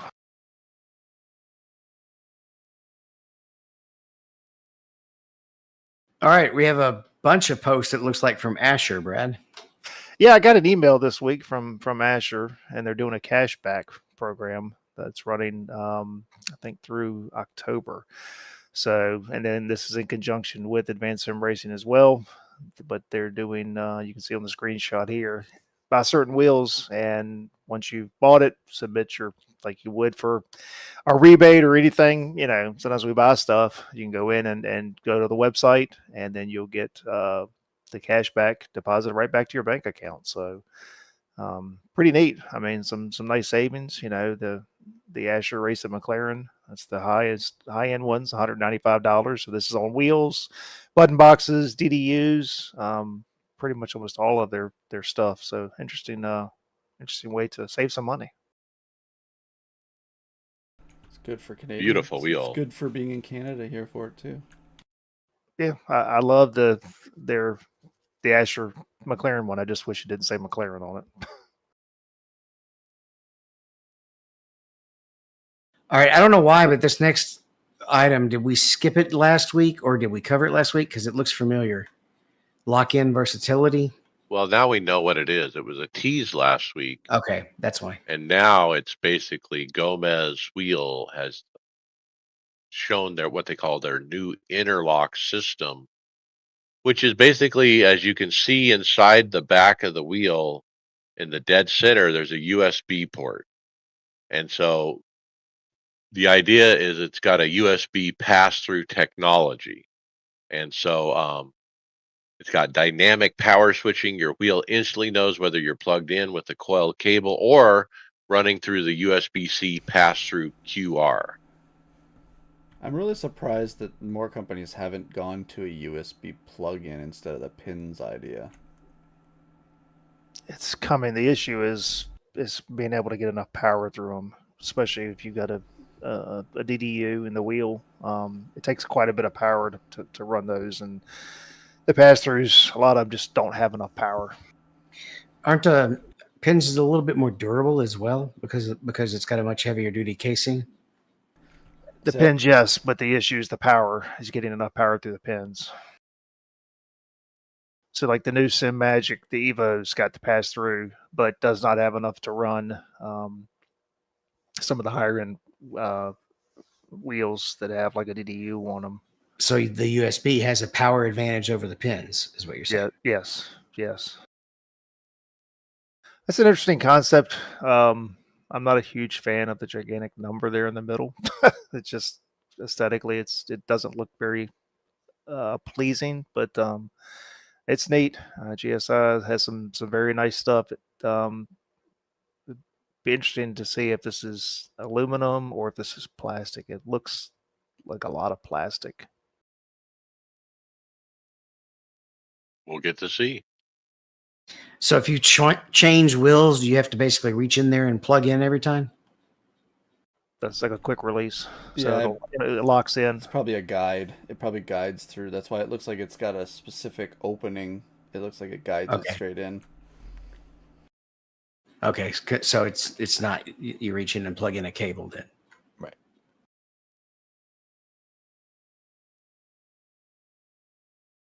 All right, what do we got next? This one was a hot take, like from Overtake. Mike?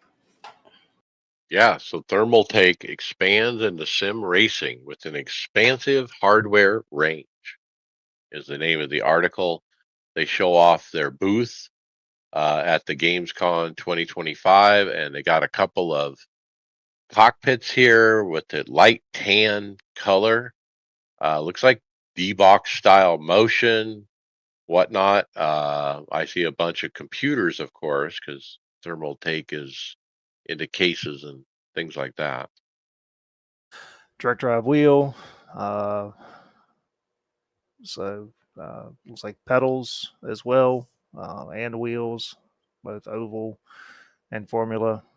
So yeah, everybody's getting into the sim racing sphere now. So it's I don't know. I think some of this is somewhat entry level to they've got a load cell set as well. So I don't know. Interesting. I have to get some reviews out. Are we at a point where there's one Chinese company knocking out these bases and then they're getting rebranded as all these different companies? Well, I mean the DDU. I mean the direct drive is very similar to Fanatec. Just the design and everything looks very similar. But then the wheels almost look like the PXN looks like all the Chinese, like you said, Mike, the Chinese knockoffs that we keep seeing. I wonder if that's what we really got is we got one, company and that's making all these things. They're tweaking them for the different companies, and then you have different companies buying them and reselling them. I don't know. All right, let's keep pushing through. We have a couple of entries from Asetek. One is a new entry level bundle. This one. It looks 3D printed. Let Will handle this one. This one got quite a lot of discussion both on the grassroots and the podcast Discord. So I've seen a couple different price ranges for this. Now, when I commented on it earlier, I'd seen it at 689 euros, which with conversion is about $810 when I did it earlier. It's a 5.5 Newton meter wheelbase with your really ugly looking plastic basic circular rim and your entry level set of pedals. So let me get it out of the way first. I like a lot of Asetek's, especially their upper level stuff. Their Invicta Formula wheel looks really good. Matt Malone uses it. It looks really good. Fully customizable. It's a great wheel if you're already in their ecosystem. But with this bundle right here, I have no idea what they're trying to do at that price point. That's double the R5 bundle that is its direct competitor, and the same price as the Simagic Evo Sport bundle, and that's double the Newton meters basically. So I don't not saying it's bad. I'm just saying I don't know what they're trying to do at this price point.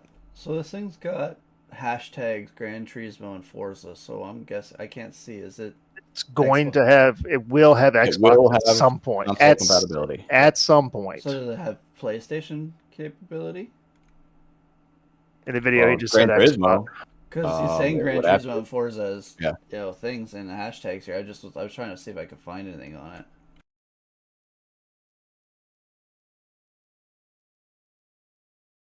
Yeah, I'm not impressed. Yeah, I mean, if you watch the video that we've got down here, he goes through this, and again, it's supposed to be entry level with the option to start then upgrading. So it's a 5 Newton meter. Then you can change the power supply out, and I think it takes you to 8. You can then buy different stuff to swap out the pedals. You can eventually, move the pedals to where you can actually put in the Thorpe, hydraulic if you want to. The pedals are designed to start on the floor. Then they can go to a rig, and he also talks about an entry level rig as well.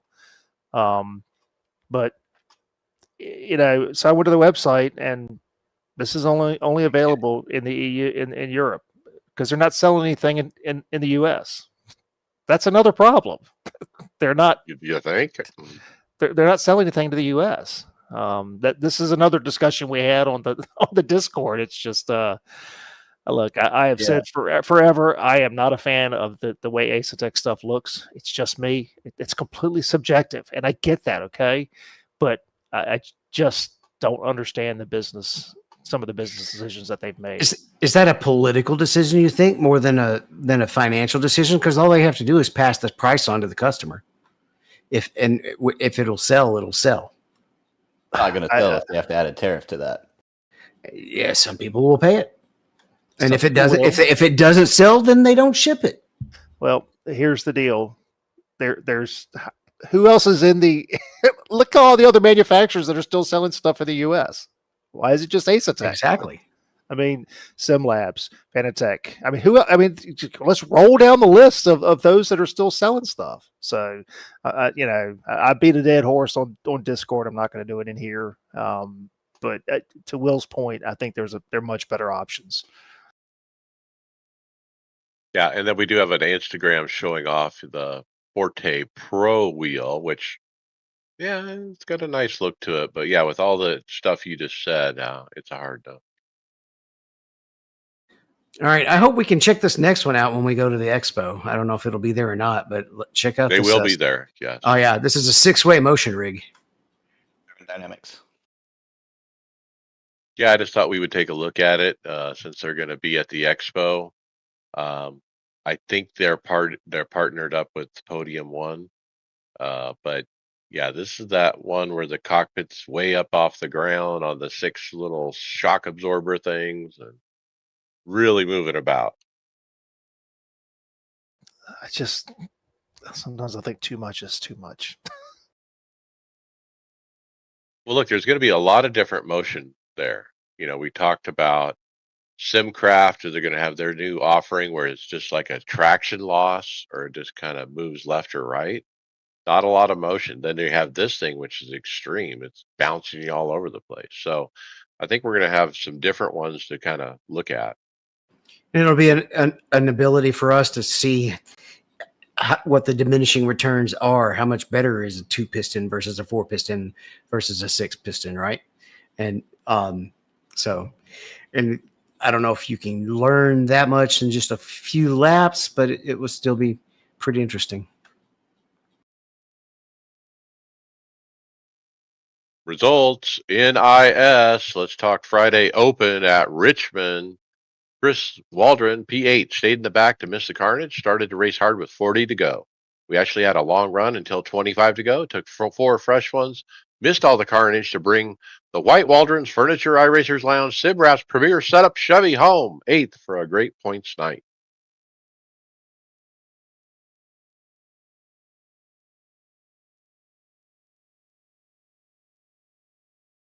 All right, moving on to Sunday Open. We had Joe Owen wrecked out.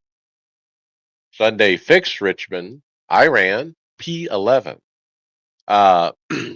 Qualified 28th out of 35, worked my way up to be as high as P3. I was involved in a couple of incidents, but nothing too major. Kept it fairly clean to finish P11.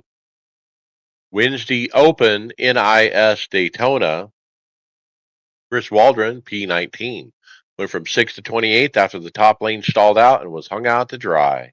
David, P19. Yeah, you'll observe in this current package, unless you have an entire group of upper line guys who know how to run it, the upper line will disintegrate almost every time.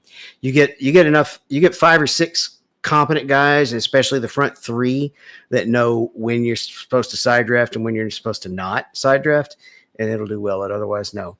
So what happened here is this package is just about impossible to pass most of the time because, number one, either the second line can't go or it's at least just going to run side by side with the first line for the most part. So I gambled on fuel. I was saving fuel, trying to stay on the inside of the inside pack for the most part and just drive as light on the throttle as I could. And it worked out. We had a pit just outside the fuel window, and I was just going to go ahead and try to stretch it.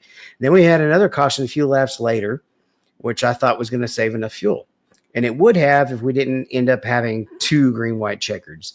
So I was in the lead for the first green-white checkered, and I think the first one was actually, I don't remember how it worked out, but I restarted from the lead twice and we had another caution, and I didn't have enough fuel to make it and had to go to the back. At that point, I was in 17th, and I knew there was no way I was getting all the way to first.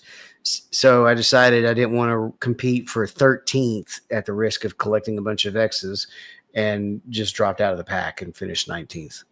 In fact, I passed 2 cars that were involved in the big wreck at the end. Ooh. All right, Brad, P10. Yeah, P10. So this is my one shot at this week. So had some connection issues early on that forced me to drop to the rear. So they ended up clearing up. Just able to kind of just slow drive back to the front. Ended up catching up with David. We ran together for about the second half. Both was just trying to conserve fuel. Like you said, we had to get late yellow come out. I decided to come on in. I think Dave and 3 other guys stayed out. I was afraid I was not going to have enough fuel, and I figured we would end up with more than one green, white checkered probably. So, we had 2 of them. I think I restarted 7th on the last one, but just tried to be pretty conservative again. This is my only chance for a start this week, and I'll take a P10 and move on down the road. Not my favorite type of racing. So. Yeah, I definitely made an aggressive call that was kind of the win or not win at all move, because I'm nowhere near being competitive in the points. So I don't really care about the points or even the iRating hit, but I actually gained iRating still. So coming in 19th. Oh, you had it worked out if we hadn't had the second yellow. Yeah, you were in position there anyway. That's all you can ask for. Thursday Open Daytona, Bobby Jonas, he got wrecked out running third. Chris Waldron finished P4. I actually spotted him at the last part of his race. He was 13th on the final restart. Made some good moves and missed the carnage barely and finished P4. Great run. I had a whole audience of TikTok viewers watching me spot him from above, and it was kind of fun. My race, I ran a conservative race, back half of the top 10, basically. There was a restart with 35 to go. I was on the outside. There was a little gap in front of me, barely. The guy in the bottom decided he wanted to come up. He wasn't even clear by any stretch of the imagination. Just pushed me into the wall, wiped out the entire pack. Too much damage. We're done. Moving on to FIA F4. Started 9th, finished 9th, spun off once. I had to recover some spots. Then I ran Mazda Cup out of the blue at Scuba. Qualified 8th out of 12, finished P5. Nice clean race. Then Gen 4 at Michigan. I was excited for this. I thought it was going to be fun. Started 14th out of 21, had a long run towards the end where I faded hard on tires. Clear back to 17th. I did get a late caution with a green white checker and was able to go from 17th to 10th and finish P10. What a recovery after an embarrassing run of can't save tires. How's the participation been? 1, maybe 2 splits. Yeah, so not great. A fixed I ran to try to get some wins. I ended up with a P11. Got my way up to the lead and led the most laps near the end, a green white checker. I was the leader on the outside. Didn't have a good pushing help, and we collapsed. I fell back to P11. What are you going to do? You're only as good as your pusher. Next race started 14th out of 24, top split. Got destroyed on lap 7 in a large wreck. Of course, I'm the one who can't drive away. Totally destroyed. Everyone else can drive away. So I finished dead last. Moving to B fixed. Now, I haven't ran B fixed in more than a year, probably, but I did it. Qualified 9th out of 25. With 2 to go, I got to the front on the outside. Lane was in a really good position with a run with help, but the guy second on the bottom pulled up in front of me. I had nowhere to go, ended up pushing him to the wind, finishing P3. Next, I had a good race, ran up front, led some laps near the end. Made a good move on the late restart from second on the bottom to leading on the middle lane, and then some Brad Keselowski style moves, blocking both lanes for a bit, held them off to win career win number 114, winner, chicken dinner. We got it done. Feels good to get a win this week. Next try, I drove up from the back, but couldn't do it. Got in a big wreck with 7 minutes damage. Got 3 of that fixed. Was kind of in the pack towards the end for a top 10, but ended up P14 out of 25. Ringmeister, the Pro Mazda, closing out the week, started 8 out of 18. Got punted right before the green flag. Someone trying to go side by side. I had to stop and let everyone go. Did recover to finish P12. Next one Started 7th, didn't last long, got wrecked out early, and then started 9th, went off the track when I broke too late, fell to the back, and worked my way back up to finish P9 out of 18. IMSA, Brad, P3. Yeah, a couple of podiums. So P3 at Road Atlanta. This track has historically been one of my worst tracks. I typically have okay speed, but I usually just wreck myself pushing the car too hard. So finally put one together completely. Walked away with the podium. So I really do have to credit, the league racing and grassroots racing that I think it's helped with the officials. Being able to run that race just gives me a little bit more confidence. And it's just laps. So that's been a huge help. And then got in a P3 at VIR. Started third, finished third. Never really had enough speed to catch top two, but the bigger issue was the strength of field spread between the prototypes and GT3s. So between the GTPs and LMP2s, there's a little over 500 less strength of field. So just made the overtaking by the faster cars just really sketchy. I had some laps where I was losing 2 or 3 seconds because guys would just late break in, then they would either get loose and have to check up, and you got to check up because you don't want to wreck them. It's just silly, and I don't know what to do.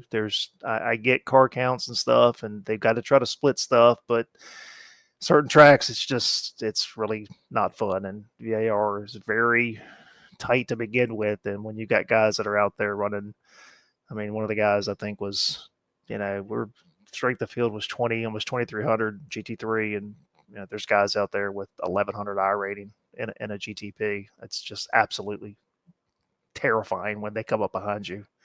When it's like you're going to go up through Snake, and I'm like, he's not going. Damn it! Yes, he's going to try to go by. But I'm happy with a P3. I only got one start this week because we'll be out of town the rest of the weekend. And William, you got a bunch of runs. Yeah, after the hardware failure I had at the league race, I wanted to try to get some Road Atlanta runs in, and I just shouldn't have. Me and Brad stayed after the podcast last week and talked a little bit about some things, and I made the comment, that the driving standards in road have seemed like they've been better than oval because I'm not getting near the stuff you guys seem like you get every week on oval, and then the iRacing Karma was like, we'll show you. Hold my beer. So, these all started to run together in my head when I started to write these down, so I think I got them all straight, but driving standards in the 4 starts were just atrocious. I finished P10, P16, P12, and P9.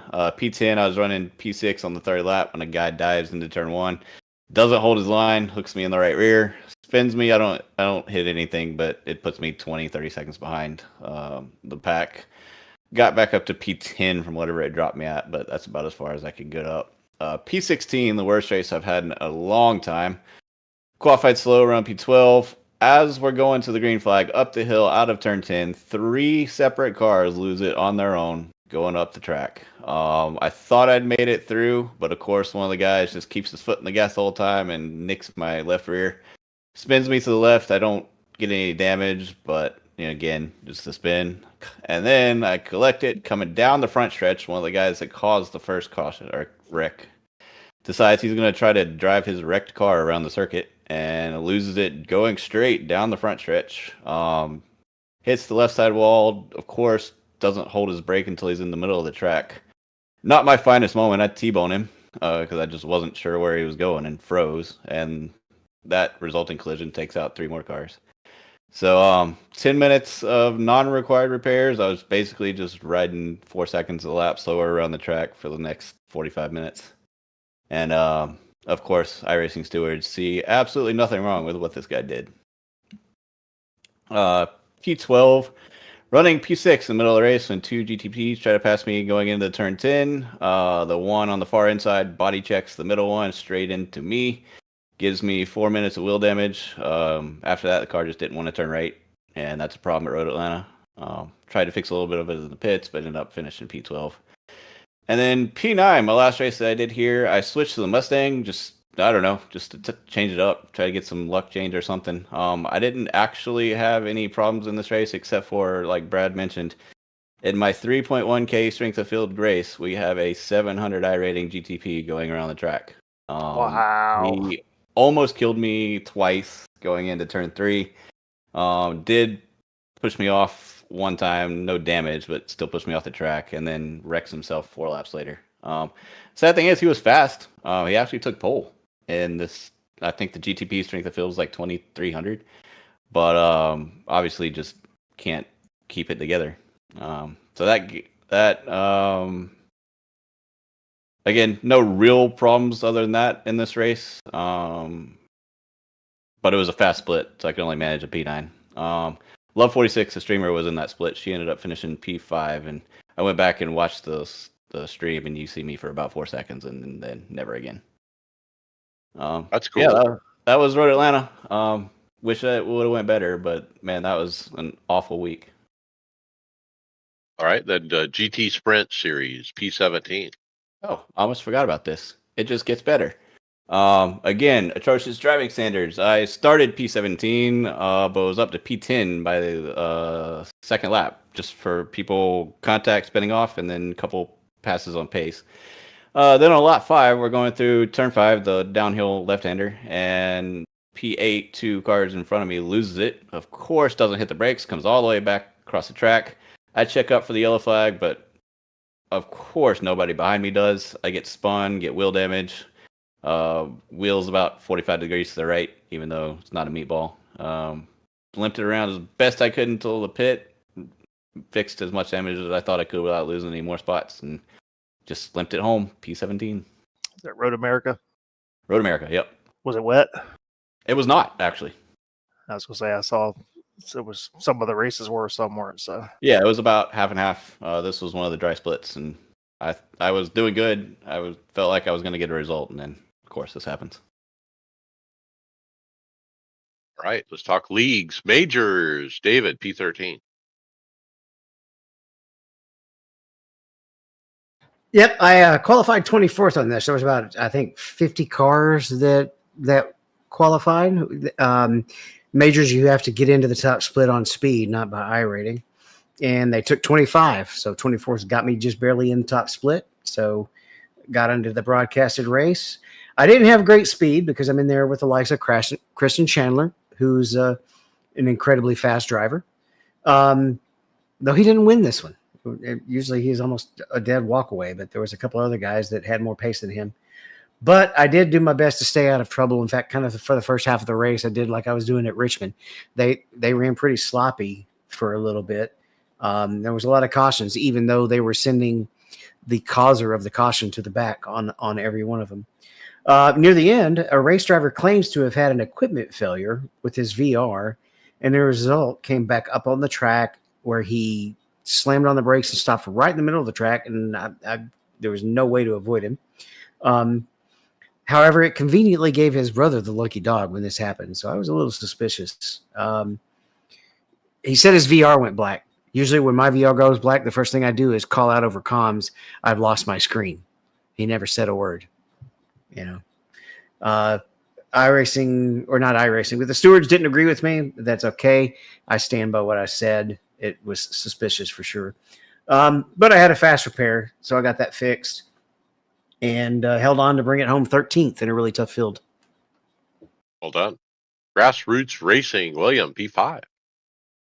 Laguna Seca this week. I've said this before, we don't completely follow the official IMSA schedule because we don't want to get bored and everything. So one of the things we do is we allow the previous champions from the 3 separate classes to pick a track for the next season, and this was the GT3 Pro winners selection from last season. Laguna Seca is a track that for whatever reason, I'm just kind of a little bit off pace to begin with, but as the race goes on, I seem to pick up the pace. I've qualified 6th, was about half a second down from I think what I ran last time I was at this track. Up to 4th by lap 3, we had a spin, and then I made a pass on Will Weaver. Jumped P3 in the pits, and I was catching P2 in the last few laps. I don't think I would have gotten there, but it was the Delta was coming down when I pushed too hard in this corkscrew and spun myself. Completely self-inflicted. Kind of stinks because I threw away a podium. Didn't hit anything, but I spun too close to the wall. I had to back up and do a 3-point turn. Fell to 6th, got back to 5th by the end. But good result, but a little disappointing. So I think we're halfway through the season now. All right, and then Brad, P10. Yeah, this was just an absolute mess on my side. So right at the end of practice, I got dropped from the server. Made it back in, but was only able to get 3 qualifying laps in. So in this league, we do 10 minutes of qualifying, and most times you can get 4 laps in, and usually that last lap is your good one. So kind of started midfield. Ended up spinning on lap 1, just cold tires. Came out of the Andretti hairpin, and then hit that next right hander and just lost it, just flat lost it. So watched everybody go by, went all the way to the back. I was able to make my way back up through most of the AM class cars, only to spin again coming out of turn 6. I ended up nudging the wall, got some nose damage. Went ahead, pit, took my fast repair, was able to make up some time. Got back up to P10 in class, but just was a tough night. It's not my best track. I typically, like you will, I will pick up speed at times, but I don't think I've ever run here enough to be super consistent.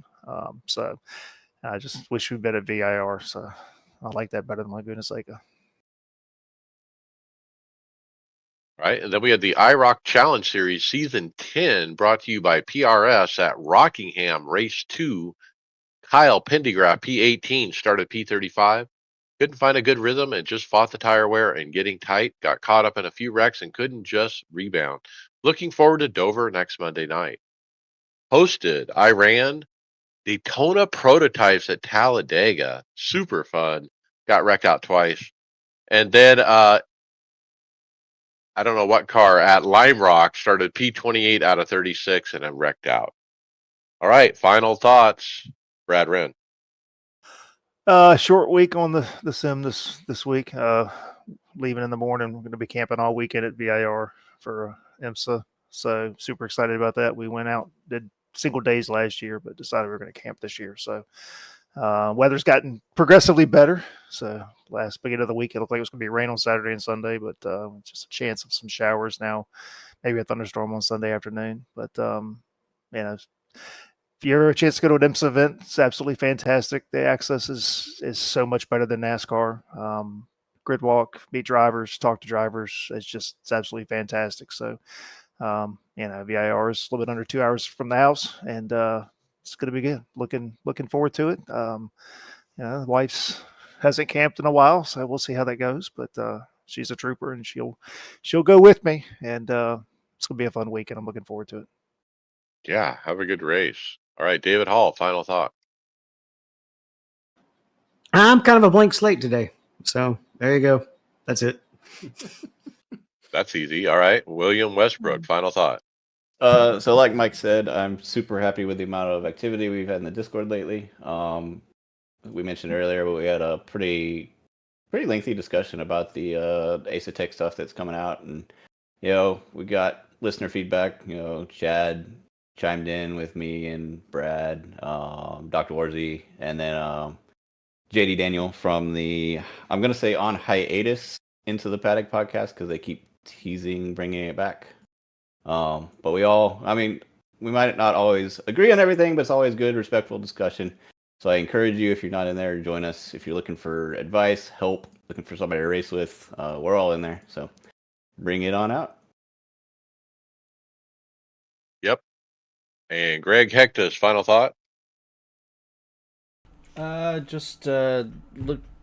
to get by here. We're in the process of putting our house up for sale, so I've told that the guys from the team here and stuff, I've kind of taken a back seat to racing for a little bit here. I haven't really had any time to game at all. I've been doing some projects around the house just to get it up to date for selling, but hopefully over the next couple months we'll have a new place and a new gaming station area for me to put all my stuff up in. But I'm looking forward to getting away for a weekend here with you guys and just hanging out and meeting you guys in person finally, and actually enjoying a weekend with my dad, since he's doing a lot better with his cancer treatment. So it's going to be great to go down there, and all we worry about is just being down there and having fun. It'll be the good getaway that I do with you guys. Yeah, it's looking like fun. It's coming up quick. We're on 498, 499 next week, and then boom, we're there, 500. My final thoughts, loving the Moza break. I can't tell you enough. The software got updated, firmware software, and before you had to put pressure on the wheel on the brake to feel the engine vibration thing. Now they actually have it on when you're not pushing it, but it's not quite right. It's still like it's on when you're not even in the sim. It's vibrating, and and they don't have a way to turn this thing off. Apparently, it doesn't go into standby. There is no power button, and so they got some work to do. But I'm encouraged by the changes they've made so far. Um, And so I just want more from Moza. I just want them to keep making it better. They got a really good product, but they need to bring that software up another notch. So, hey, with that, we'll see you on the track later.